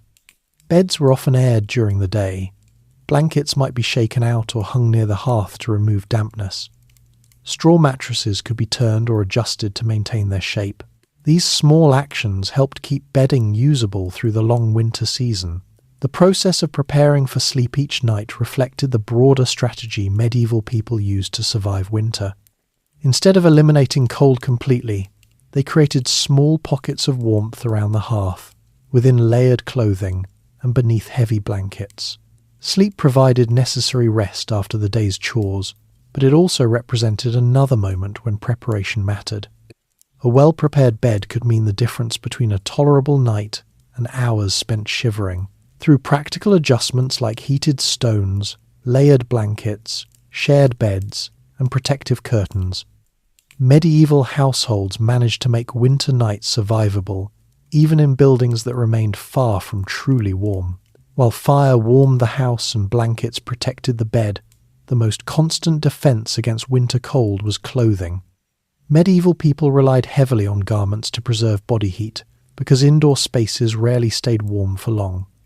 Even while sitting near the hearth, individuals often remained bundled in several layers.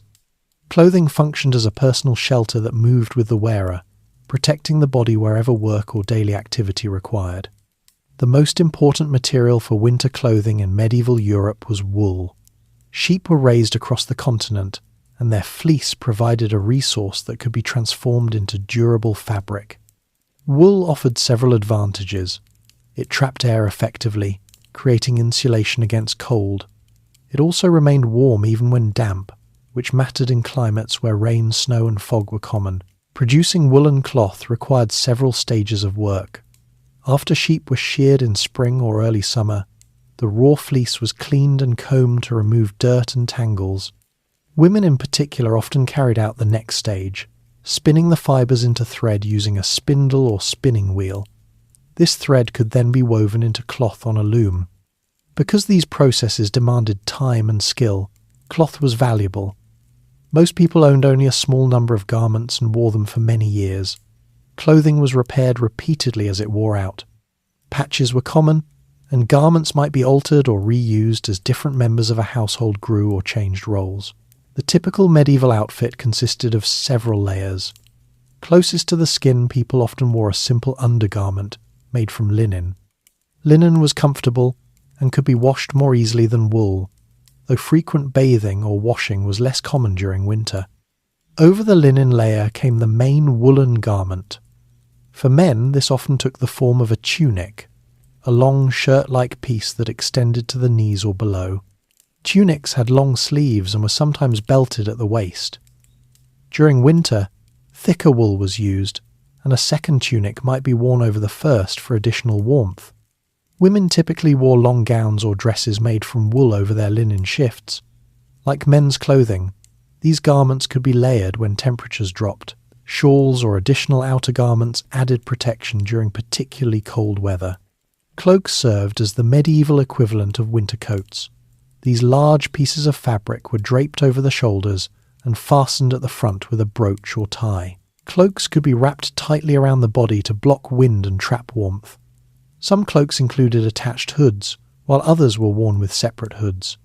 Hoods themselves were extremely common. They covered the head, neck, and sometimes the shoulders, areas where body heat escaped easily.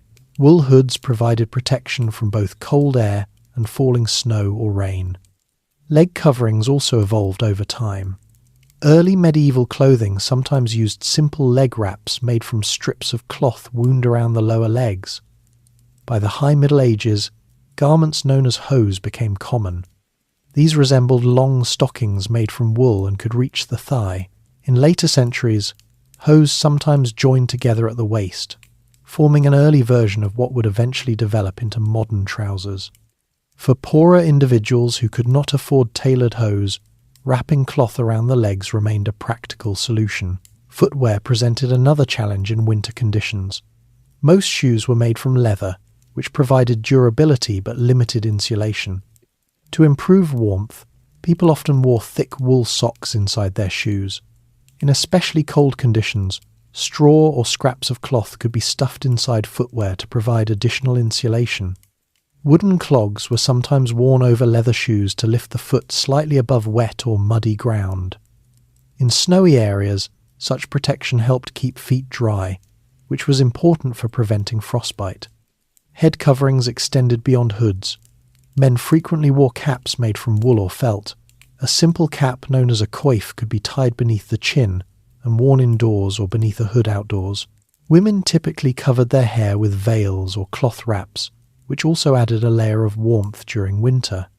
Fur provided another valuable form of insulation. Animal pelts trapped heat efficiently and were widely used in medieval clothing. However, the availability of fur varied depending on social status. Wealthy nobles favoured luxurious furs such as sable, ermine or squirrel, which were often sewn into the linings of cloaks and robes. These furs served not only practical purposes but also displayed status and wealth. Common people used more modest furs when they could obtain them. Rabbit, lamb, fox, or cat fur appeared in simpler garments. Small pieces of fur might line collars or sleeves, while larger pelts could be sewn together to create vests or coat linings. The popularity of fur eventually led to regulations known as sumptuary laws. These laws attempted to restrict certain types of clothing or luxury materials to specific social classes. In England, for example, a law passed in the 14th century specified which furs different groups were allowed to wear. Such laws reflected the social significance attached to clothing. However, practical needs sometimes outweighed legal restrictions. In rural areas, people occasionally used whatever materials were available, especially when winter conditions demanded additional warmth. Gloves and mittens also appeared during colder months. Mittens were particularly effective because they allowed fingers to share warmth within a single space. Wool mittens could be knitted or sewn at home, making them accessible to many households. For outdoor work, leather gloves offered greater durability.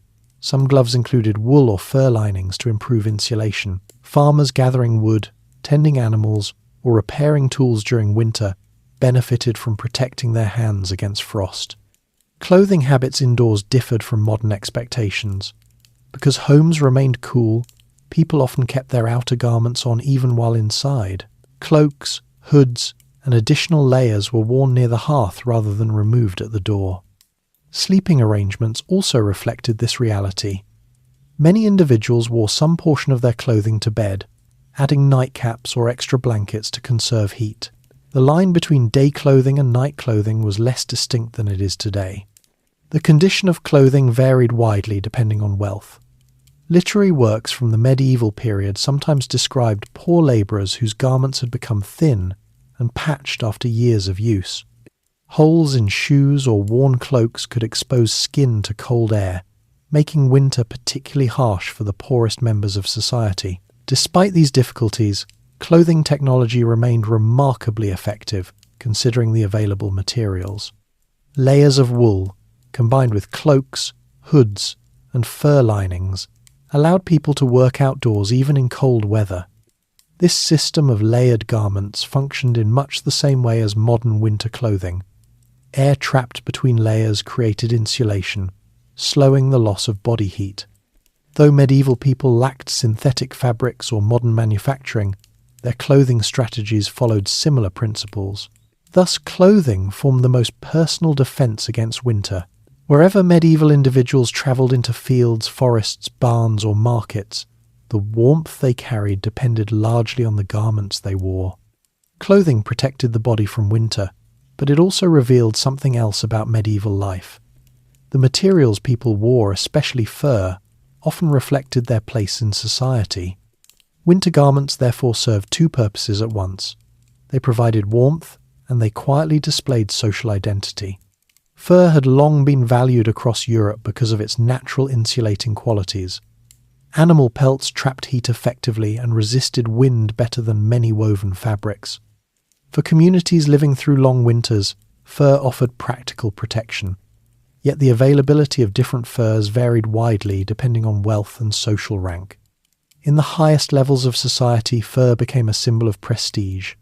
Nobles often lined their cloaks, gowns, and ceremonial robes with luxurious pelts. Ermine, the white winter fur of the stoat with distinctive black tips, became one of the most recognizable materials associated with royalty. Its pale color contrasted sharply with darker fabrics, creating a striking visual effect during public ceremonies. Another prized fur was sable, known for its deep brown color and soft texture. Sable pelts came primarily from animals trapped in northern forests and traded across long distances. Because obtaining them required extensive trade networks, sable garments were extremely expensive and reserved for wealthy elites. Squirrel fur, particularly a variety known as vair, was also common in noble clothing. The fur could be arranged in decorative patterns when sewn into garments. Medieval artists sometimes depicted nobles wearing cloaks trimmed with vair, reinforcing its association with high status. These materials served not only practical purposes but also communicated power and privilege. Clothing acted as a visible signal of social hierarchy. A noble entering a hall wearing a cloak lined with rare fur immediately displayed wealth and authority. Because clothing carried such symbolic meaning, medieval governments sometimes attempted to regulate it through laws known as sumptuary laws. These rules defined which types of clothing, colours, and materials different social groups were allowed to wear. The intention was to preserve clear distinctions between classes. In England, for example, a law passed in 1363 specified that certain expensive furs could be worn only by people of particular rank. Wives and daughters of labourers or craftsmen were permitted to use modest furs such as rabbit, lamb, fox, or cat, but they were forbidden from wearing more luxurious pelts. Such regulations suggest that clothing choices had begun to blur social boundaries. As trade expanded and wealth circulated more widely, some members of the growing urban middle class could afford garments once associated mainly with nobility. Authorities feared that visible distinctions between classes might disappear. In practice, enforcing these laws proved difficult. Rural communities often relied on whatever materials were available locally, regardless of official restrictions. A farmer who trapped rabbits during autumn might keep the pelts to line a coat or sew into mittens. Survival during winter took precedence over strict obedience to fashion regulations. For many ordinary people, fur appeared in modest ways rather than elaborate garments. Small pieces might line the inside of collars or sleeves where additional warmth was needed. Simple vests or undergarments made from sheepskin or rabbit pelts offered protection without attracting attention. Sheepskin coats were particularly practical because sheep were already raised widely for wool. When animals were slaughtered, their hides could be treated by tanners and used for clothing. These coats provided warmth and durability during outdoor work. Fox fur also appeared in some garments, especially in regions where hunting provided access to pelts. Though not as prestigious as ermine or sable, fox fur offered reliable insulation and was valued for its availability. In colder regions of northern and eastern Europe, fur clothing sometimes played an even larger role. Long coats lined with animal pelts protected people travelling through snow and icy winds. Traders and travellers moving across frozen landscapes relied on heavy fur garments to maintain body heat during long journeys. Despite the advantages of fur, wool remained the most common material for winter clothing. Wool could be produced locally in large quantities, making it accessible to many households. When layered properly, wool garments created effective insulation even without additional fur. The combination of wool clothing and occasional fur linings provided enough warmth for most daily activities. Farmers tending animals, woodcutters gathering fuel, and merchants travelling between towns all relied on these materials during winter. Clothing maintenance became especially important during cold months. Garments worn daily faced constant strain from work, weather, and time. Tears or worn areas had to be repaired quickly to prevent further damage. Women in particular often spent winter evenings mending clothing by the light of the hearth. Patching was common. Pieces of cloth were sewn over weak areas to reinforce them. These repairs extended the life of garments that might otherwise become unusable. Because fabric was valuable, even worn clothing was rarely discarded until it could no longer serve any purpose. In some cases, old garments were dismantled and reused. Cloth from worn tunics might be cut into smaller pieces for children's clothing or household items such as bags and coverings. Nothing that still held value was wasted. Winter clothing also needed protection from moisture. Wet garments lost much of their insulating ability and could lead to illness if worn too long. People therefore tried to dry clothing near the hearth whenever possible after exposure to rain or snow. Footwear required particular attention. Leather shoes could become stiff or damaged if soaked repeatedly in winter conditions. To prevent this, some people applied oils or waxes that helped repel moisture. Others simply replaced worn shoes as best they could, though this option depended on available resources. For the poorest members of society, clothing remained a constant concern. Those with insufficient garments faced greater risk during winter. Thin cloaks, worn-out shoes, or missing gloves exposed the body to frost and wind. Medieval literature occasionally described such hardship. Writers portrayed labourers struggling through icy fields with ragged clothing that offered little protection. While these descriptions sometimes carried moral or symbolic meaning, they also reflected real conditions faced by many poor families. Despite these inequalities, clothing strategies across society followed similar principles. Layers trapped warmth, hoods protected the head and neck, cloaks shielded the body from wind and snow, fur added insulation when available. These practical solutions allowed medieval people to continue working outdoors even during cold weather. Fields might be dormant, but animals still required care. Wood still needed to be gathered. Tools still needed repair. Thus clothing served as a portable shelter that accompanied each person through daily tasks. It extended the protection offered by the house and hearth into the wider landscape where work continued despite the season.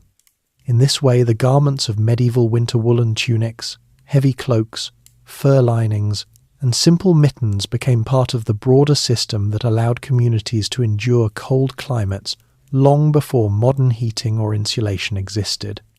Although the fields lay quiet beneath frost and snow, winter did not bring complete rest to medieval households. The rhythm of work changed rather than stopping altogether. Tasks that had been impossible during the busy months of planting and harvest now became part of daily routine. Survival during winter depended not only on food and clothing, but also on continuing the steady work required to maintain animals, tools, buildings, and supplies. The first responsibilities of each day often involved livestock. Animals required attention regardless of weather, and their well-being directly affected the household's future prosperity. Cows, oxen, sheep, goats, and chickens all needed food and water, even when the ground was frozen. Farmers began winter mornings by visiting barns or shelters where animals were kept overnight. Hay gathered during summer was distributed carefully to ensure that fodder supplies lasted until fresh grass appeared in spring. Feeding animals required careful rationing because stored hay represented the only available forage once fields were covered with frost or snow. Water presented another challenge. Streams and wells sometimes froze during severe cold. In such cases, farmers broke ice to allow animals to drink, or carried water from sources that remained accessible. Buckets left outside overnight often developed thick layers of ice that had to be broken before use. Shelters for animals required regular cleaning as well. Manure accumulated quickly in enclosed spaces where livestock spent most of the winter. Removing this waste helped maintain healthier conditions and reduced odours. The manure was often collected and stored nearby, where it would later serve as fertiliser for fields. While tending animals formed the foundation of winter chores, other responsibilities filled the remaining hours of daylight. Firewood, for example, needed constant replenishment. Logs stored outside had to be carried into the house regularly to keep the hearth burning. Young members of the household often performed this task, bringing bundles of wood indoors and stacking them near the fire where they could dry further before being burned. This daily movement of wood ensured that fuel remained available even during storms when gathering new wood might be impossible. Winter also provided an opportunity to repair buildings that had suffered wear during the previous year. Thatch on roofs sometimes loosened after heavy rain or strong winds.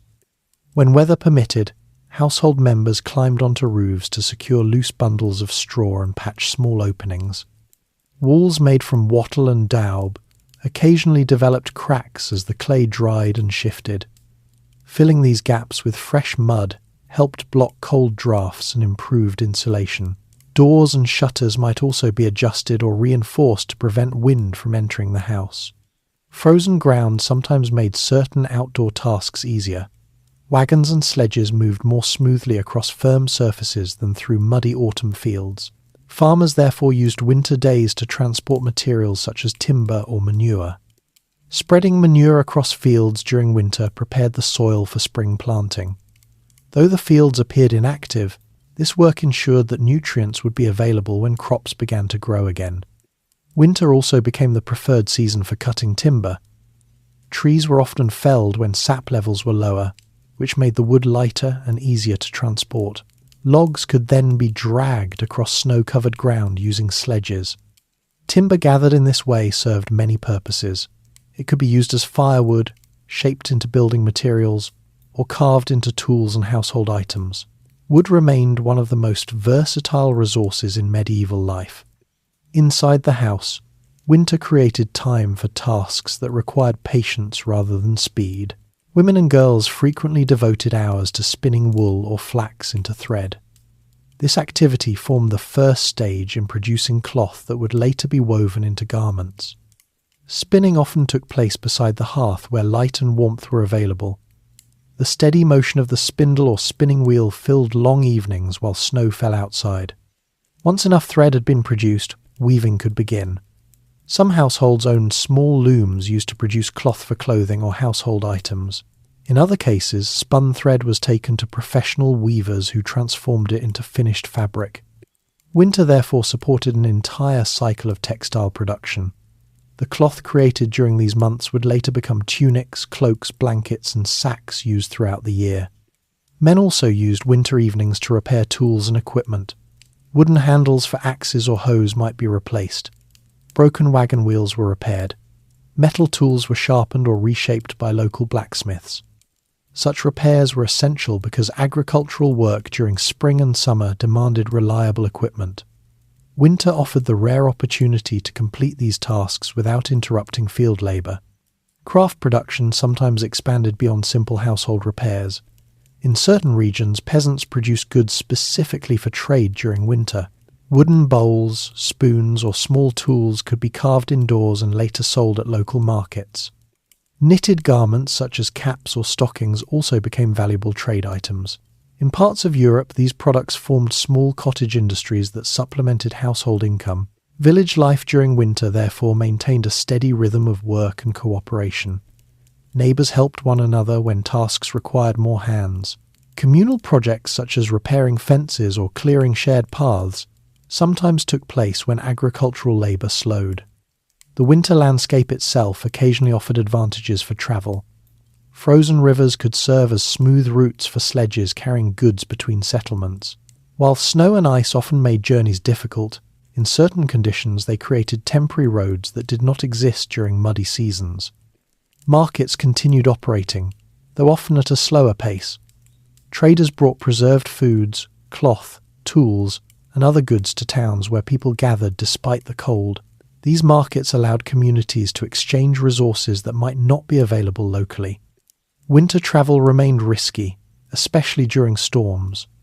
Merchants and messengers planned journeys carefully, choosing routes that were likely to remain passable. Even so, communication between regions never ceased entirely. Inside the village, social life continued in quieter ways. Households visited one another during evenings, sharing warmth and conversation. The slower pace of winter allowed time for storytelling, music, and simple games. Such gatherings helped relieve the monotony of the season. Long nights and limited daylight could feel isolating, but community interaction provided companionship and reassurance. Daily routines therefore balanced practical labour with moments of rest. Animals were fed, tools repaired, and cloth produced. Fires were tended, food prepared, and stories exchanged beside the hearth. These activities may appear modest compared with the dramatic labour of harvest or planting, yet they played an essential role in sustaining medieval society. Without the steady work of winter, the following year's agricultural cycle could not begin successfully. When daylight faded early in winter, much of medieval life moved indoors. Work did not stop with the setting sun, but its character changed.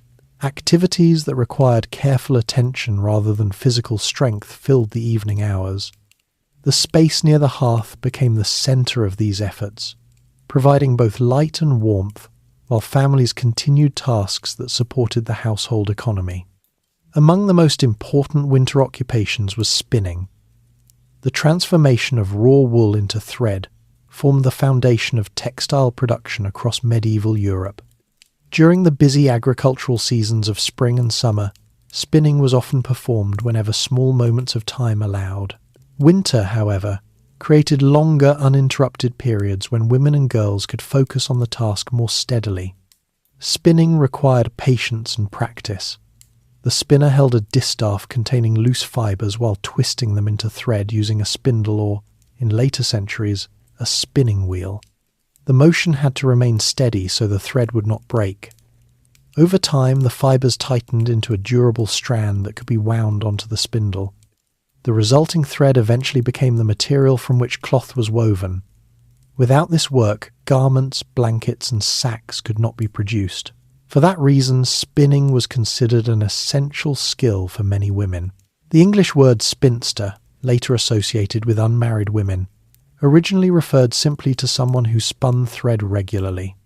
Winter evenings provided the ideal environment for this work. With fields resting under frost, families gathered around the fire while spinning continued hour after hour. Conversation often accompanied the steady turning of spindles, creating a rhythm that blended labour with companionship. Once enough thread had been produced, weaving could begin. Some households owned simple looms, where woven cloth was created directly within the home. Larger villages often included professional weavers who accepted spun thread from multiple families and transformed it into finished fabric. Weaving involved interlacing threads at right angles to create a stable textile. The process demanded both skill and concentration. Patterns could be simple or elaborate depending on the weaver's experience and the intended use of the cloth. Cloth produced during winter might later become tunics, cloaks, blankets, or household linens. In regions where textile production became particularly organised, surplus cloth was sold at markets or traded with merchants who carried goods across Europe. Knitting also appeared increasingly during the later medieval period. Unlike weaving, knitting allowed garments to be produced using needles and loops of yarn rather than a loom. Woolen caps, stockings, and mittens were especially common knitted items because their flexible structure made them comfortable to wear. In some areas, knitting developed into a cottage industry during winter months. Families produced large numbers of simple garments that could be sold in nearby towns. These products provided valuable supplemental income at a time when agricultural work slowed. While textile production occupied many winter evenings, other forms of craft work also took place indoors. Wood carving offered one example. Farmers and craftsmen often shaped wooden tools, bowls, spoons, or handles for agricultural equipment during winter. Wood was readily available in many regions, and carving required only basic tools. By working carefully beside the hearth, individuals could transform simple pieces of timber into useful household items. Metalworking also continued through winter, particularly in villages that supported a blacksmith. Farmers brought damaged tools to the smithy for repair. Ploughshares, knives, and horseshoes needed sharpening or reshaping after months of use. The blacksmith's forge remained active during winter because repairing tools at this time ensured they would be ready when spring planting began. The sound of hammer on metal, therefore, continued echoing through villages even during the coldest months. Domestic tasks filled the remaining hours of evening life. Clothing damaged during the year was mended carefully. Tiers were sewn shut, loose seams tightened, and worn areas reinforced with patches. Because fabric was valuable, garments were repaired repeatedly rather than replaced. Household items such as baskets or ropes were also repaired or remade. Twisted fibres could be braided into new cords, while broken baskets might be rewoven using fresh reeds or branches. Children participated in these activities by assisting with simpler tasks. They might gather kindling for the fire, help card wool for spinning, or carry small tools needed by adults. Through these daily routines, children gradually learned the skills required to maintain a household. Evenings also offered time for education of a different sort. Elders shared knowledge about farming practices, weather patterns, and family traditions. Stories passed from one generation to the next helped preserve cultural memory within small communities. Folk tales, legends, and moral stories were especially popular during winter. The long nights created an atmosphere suited to storytelling.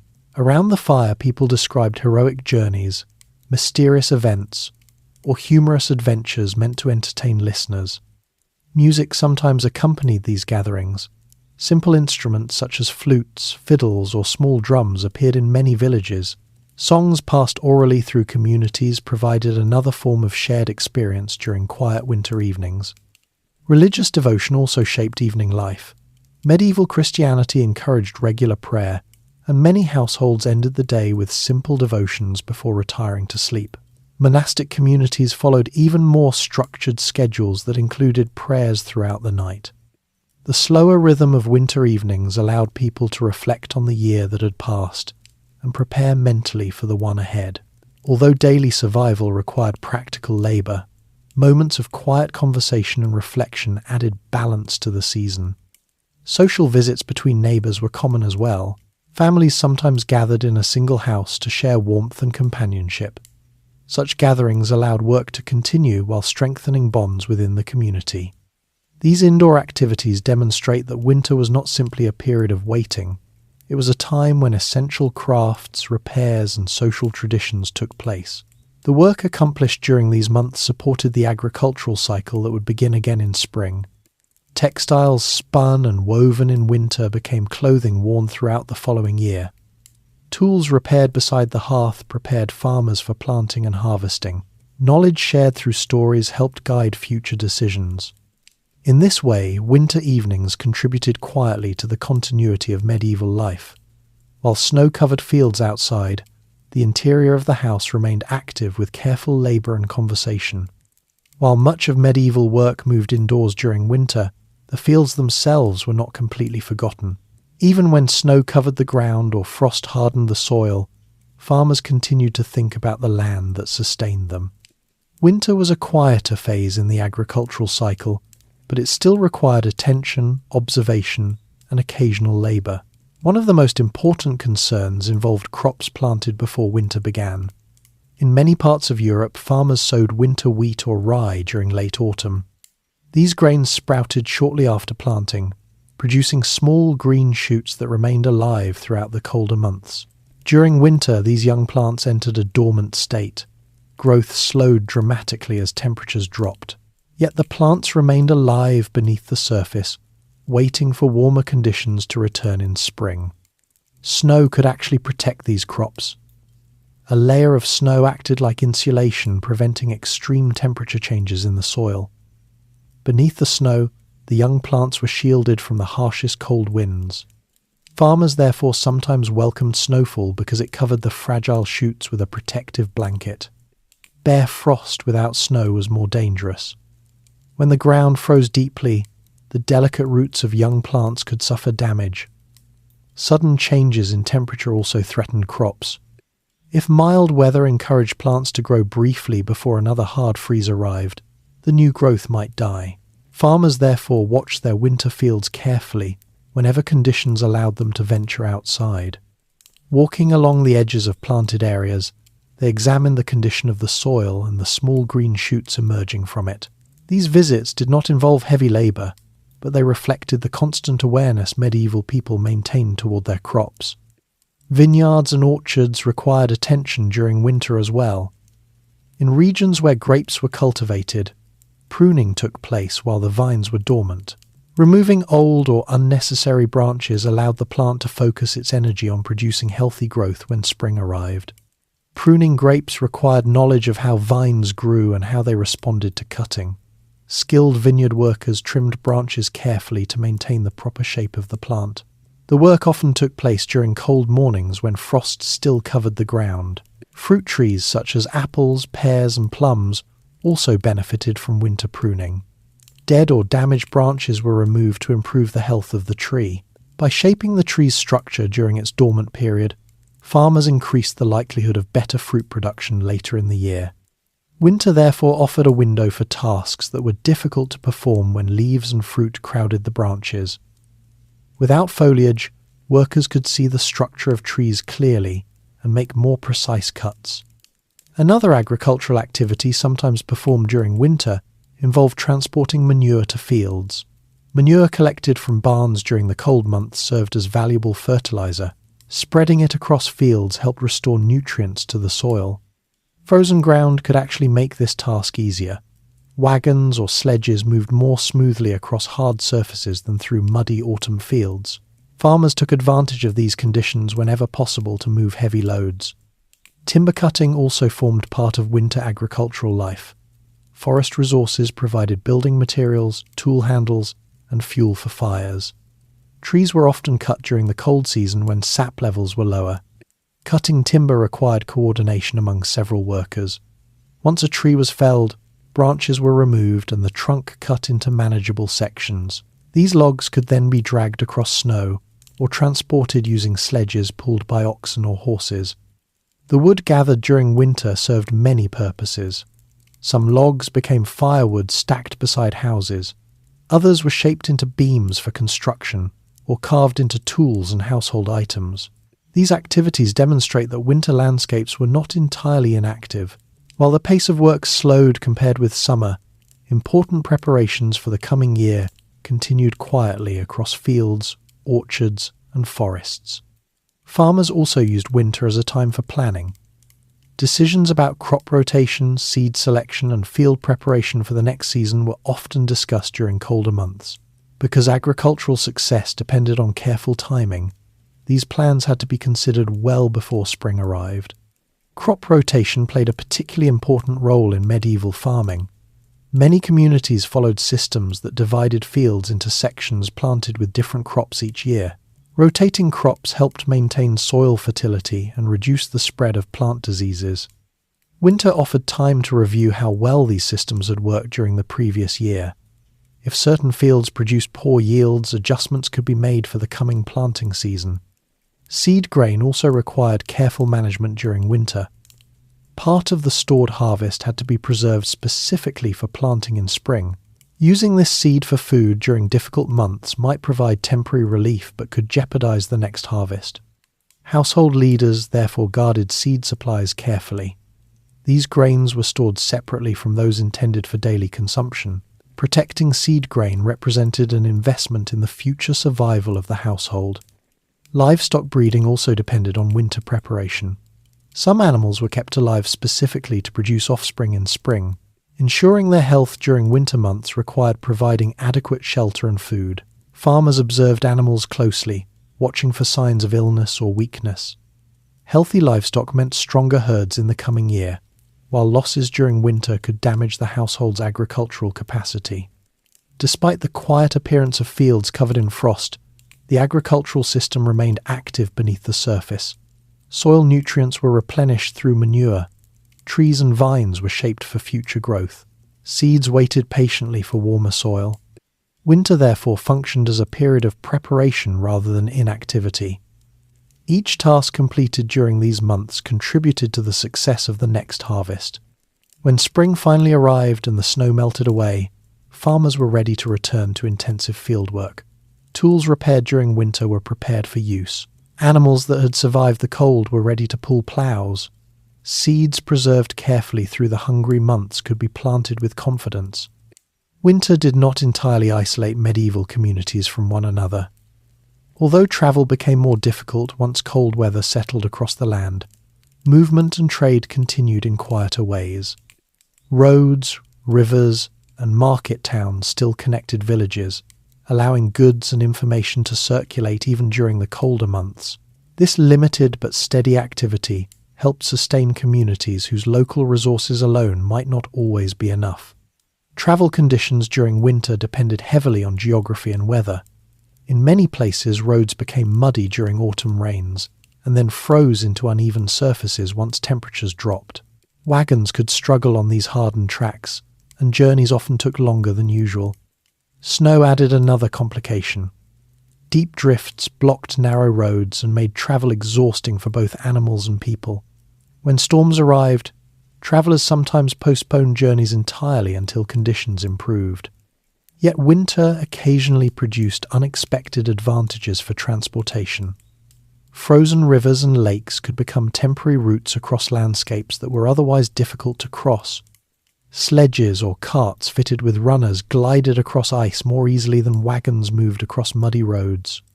In parts of northern and central Europe, merchants sometimes took advantage of these frozen waterways. Goods could be transported along the smooth surface of ice during particularly cold winters. Although such routes lasted only as long as the freeze remained solid, they sometimes shortened travel times significantly. Sledges were also useful in snowy regions. Pulled by horses or oxen, these vehicles carried firewood, grain, or other goods between villages and towns.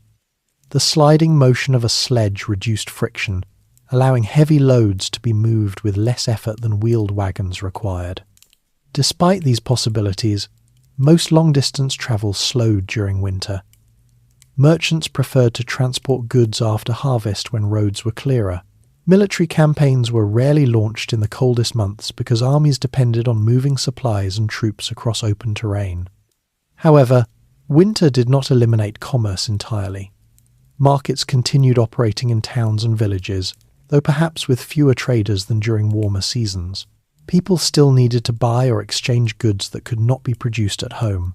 Preserved foods often appeared prominently in winter markets. Salted fish, dried fruit, cheese, and grains were traded between regions where supplies varied. For example, coastal communities might bring barrels of salted herring to inland towns where fresh fish was scarce. Salt itself remained an important trade item. Because it was necessary for preserving meat and fish, many households needed to purchase salt from specialized producers.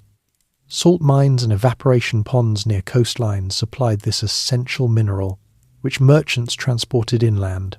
Cloth and clothing also circulated through winter markets. Garments produced during earlier seasons were sold to families needing additional protection from cold weather. Woolen cloth from one region might be traded for grain or livestock from another. Urban centres depended heavily on these trade networks.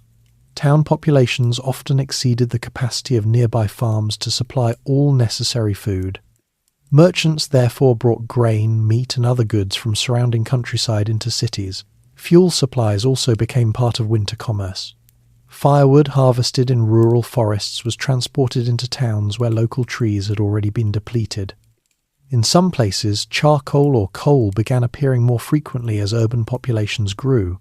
The demand for fuel created entire trades dedicated to gathering and transporting wood. Workers cut timber during autumn and winter, stacking logs along roads or rivers where merchants could collect them. Markets also served as places where information travelled. News about weather conditions, harvest results, political events, or disease outbreaks spread quickly when traders and travellers gathered in town squares. For rural villagers, market days offered opportunities to learn about events occurring beyond their immediate surroundings. Religious festivals often coincided with winter markets, bringing additional activity. Celebrations such as Christmas or Candlemas encouraged people to travel short distances to attend church services and exchange goods. Although long journeys remained uncommon during the harshest weather, local travel continued. Farmers visited neighbouring villages, craftsmen delivered repaired tools, and messengers carried letters between towns. Monasteries sometimes functioned as resting points for travellers during winter. Their walls provided shelter, and their resources allowed them to offer hospitality to those passing through difficult conditions. Pilgrims travelling to religious sites occasionally relied on such institutions when weather slowed their progress. Communication between distant regions remained slower than in warmer seasons, but it never stopped completely. Royal officials still carried orders, merchants still sought profit through trade. Travellers still moved cautiously along familiar routes. The persistence of these connections reveals an important feature of medieval society. Even in winter, communities were not entirely isolated. Networks of exchange linked villages, towns, and cities across the continent. These networks helped distribute resources more evenly. A region experiencing a poor harvest might still obtain food from another area where crops had succeeded. Preserved goods travelled long distances because they could withstand the journey without spoiling. Winter commerce therefore acted as a stabilizing force within medieval economies. Though smaller in scale than during warmer seasons, it provided an additional layer of security for communities facing uncertain weather. The quiet movement of sledges along frozen roads, the arrival of merchants in market squares, and the exchange of preserved foods and tools all formed part of the larger system that allowed medieval societies to endure winter's challenges. Even as snow covered the countryside and rivers froze beneath thick ice, the flow of trade and communication continued, linking distant communities through shared necessity. While winter demanded constant practical effort, it also shaped the rhythm of cultural and religious life.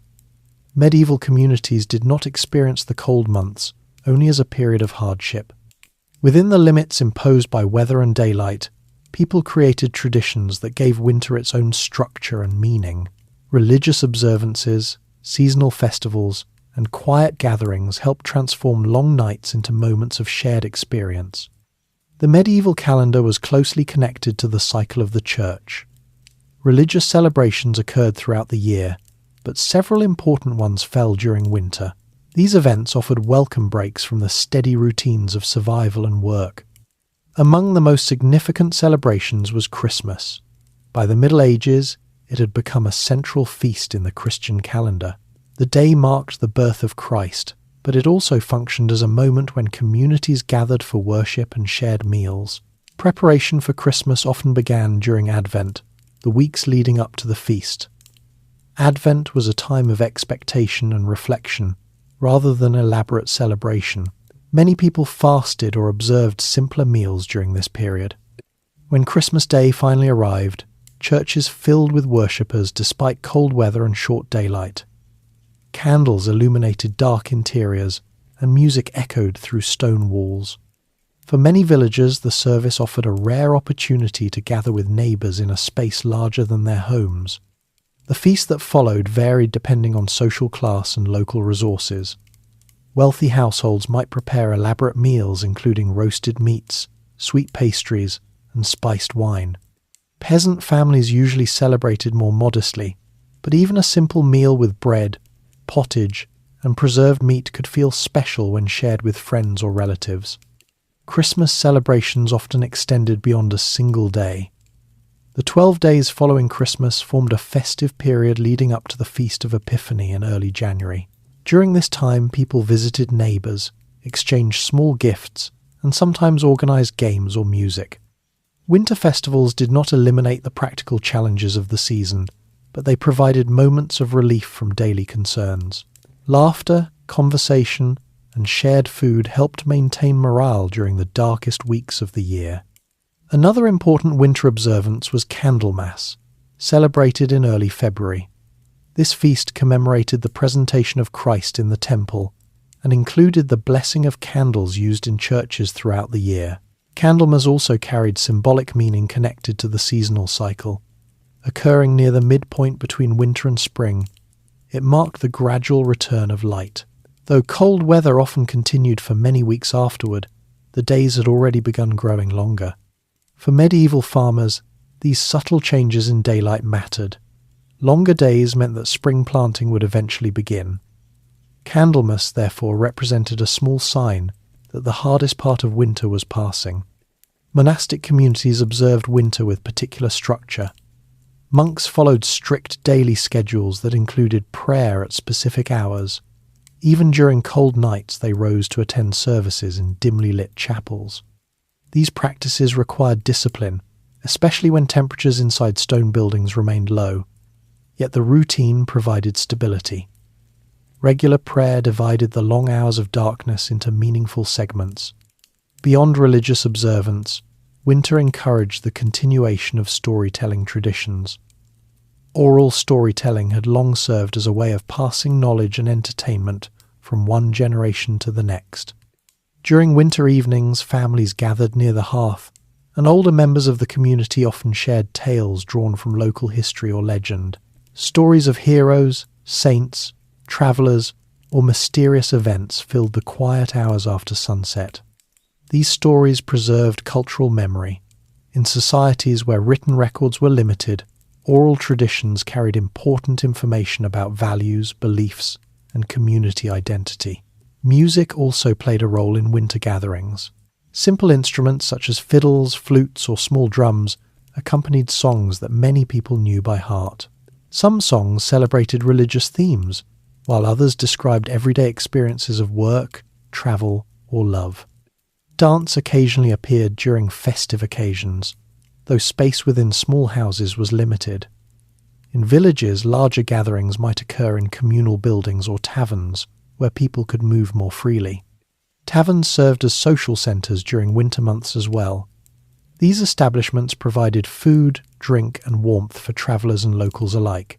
Conversations in taverns ranged from village news to wider political developments carried by passing merchants. Winter nights were long, but they were not always silent. The glow of firelight, the murmur of conversation, and the sound of music created a sense of shared presence within communities. The natural world also influenced winter customs. Snow-covered landscapes and frozen rivers sometimes inspired small recreational activities. Children might slide across icy surfaces or shape snow into playful forms. Though such pastimes were simple, they offered brief enjoyment amid the seriousness of the season. Religious authorities occasionally warned against excessive celebration during certain times, reminding communities to maintain modest behaviour. Nevertheless, winter festivals remained important because they strengthened bonds among neighbours. For people who spent much of their lives working closely with family and village companions, these social connections mattered deeply. Winter gatherings reminded individuals that they belonged to a larger community facing the same seasonal challenges. The combination of religious ceremony, shared meals, storytelling and music helped create a sense of continuity across the generations. Just as winter returned each year, so did the customs associated with it. These traditions offered reassurance. Even during years when weather was harsh or supplies were limited, familiar rituals provided stability. People knew that if they endured the season together, spring would eventually follow. Thus, winter culture in medieval Europe balanced practicality with meaning. Survival depended on careful preparation and steady labour, but emotional strength came from shared belief, celebration and companionship. By the time the final weeks of winter arrived, medieval communities had already endured months of careful management. Grain stores had been measured again and again. Firewood piles had steadily diminished. Cloaks had grown worn from daily use, and the hearth had burned through countless logs. Yet the season did not last forever. Even in the coldest years, small changes began to appear that signalled the gradual approach of spring. These changes were subtle at first. The sun rose a little earlier each morning and lingered slightly longer before setting. Snow melted from the edges of roofs and paths, leaving dark patches of earth exposed beneath. Streams that had remained frozen through deep winter began to loosen their grip as water moved beneath the ice. For farmers, these signs were watched carefully. The return of light meant that the land would soon awaken from its dormant state. Winter wheat planted months earlier would begin growing again once soil temperatures rose. Animals that had endured the cold season would find fresh grass as pastures slowly recovered. Even before visible growth returned, preparations for spring resumed. Tools repaired during winter were inspected once more to ensure they were ready for work. Seed grain, stored carefully in barns or granaries, was examined to confirm that it remained dry and usable. Livestock also required renewed attention. Animals weakened by winter needed time to regain strength before the demands of ploughing or breeding began again. Farmers observed their herds closely, adjusting feed and shelter as conditions changed. Households also took stock of what remained from winter stores. Grain bins might appear nearly empty by this time, yet the knowledge that new crops would soon grow offered reassurance. The long period of careful rationing was finally coming to an end. The endurance required to reach this point reflected the accumulated knowledge of generations. Medieval people had learned through experience how to navigate the challenges of winter. Their methods were not the result of single inventions, but of countless small adjustments made over centuries. Agricultural practices evolved gradually to support winter survival. Crop rotation systems improved soil fertility and produced more reliable harvests. New crops introduced in later medieval centuries, such as turnips, helped provide fodder for animals during colder months. Architecture also developed in response to winter conditions. Chimneys replaced central hearths in many buildings, improving ventilation and allowing homes to retain warmth more effectively. In parts of Central and Northern Europe, masonry stoves known as tile stoves appeared in wealthier homes. These structures radiated heat slowly, maintaining warmth long after the fire inside had burned out. Clothing production improved as well. Advances in textile techniques created thicker woolen fabrics that trapped heat more effectively. Fur garments continued to provide additional insulation in colder regions. Trade networks expanded, allowing preserved foods such as salted fish or grain to reach areas where local harvests were insufficient. Though transportation remained slow by modern standards, these connections helped reduce the impact of regional shortages. All of these developments reflected the same fundamental principle. Medieval societies survived winter by adapting gradually to the realities of their environment. Rather than attempting to eliminate the season's difficulties entirely, they built systems that allowed them to endure it. These systems relied on cooperation as much as individual effort. Families shared labour within households. Villages supported one another through exchanges of resources and assistance. Monasteries and towns formed part of wider networks that connected distant communities. When spring finally arrived, it did not erase the memory of winter. Instead, it confirmed the success of the preparations that had carried people through the cold months. Each year the cycle began again. Fields were ploughed, seeds planted, crops harvested, and stores gathered in anticipation of the next winter. This repeating pattern shaped medieval life in profound ways. People measured time through the sequence of seasons rather than abstract calendars alone. Work, celebration, and rest followed rhythms established by the land itself. From the perspective of modern life, where heating systems and global trade make winter less threatening, the medieval experience may seem distant. Yet the strategies developed by medieval communities reveal a remarkable capacity for resilience. They relied on knowledge passed from generation to generation.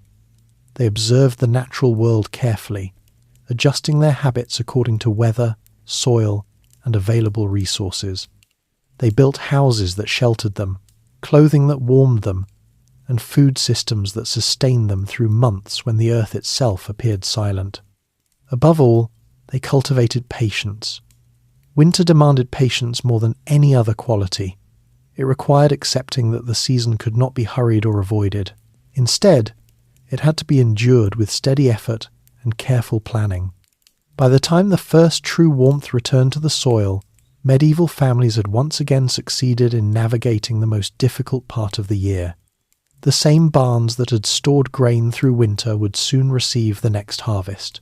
The same hearth that had warmed long nights would continue burning as meals were prepared during spring planting. Thus, the survival of a medieval winter was never a single achievement. It was the result of an entire way of life built around preparation, cooperation, and adaptability. And as the snow melted from the fields and the first green shoots appeared once more, communities knew that they had passed through another winter together. The cold season in the medieval world moved slowly, and people moved slowly with it. Fires burned quietly in hearths while snow settled over fields and forests. Inside small houses, the rhythm of life continued with steady patience. A pot simmered gently above the fire. Wool thread turned slowly between careful fingers. Outside, the air remained still beneath a pale winter sky. The medieval winter was not a season of comfort, but it was a season people understood. They knew how to prepare for it, how to manage it day by day, and how to wait for the return of warmth. Their lives followed a quiet pattern shaped by experience and observation. Food stored months earlier sustained families through the darkest weeks. Clothing layered carefully around the body protected against wind and frost. Houses, though simple, created shelter where warmth gathered around the glow of firelight. Even the long nights had their place. Stories were told, songs were remembered. Communities remained connected through shared work and shared patience. Winter always passed eventually. Snow melted, rivers loosened. The land began to breathe again. And so, as the medieval world settled beneath the quiet of another winter night, the fire burned steadily, the house grew calm, and the season continued its slow journey towards spring.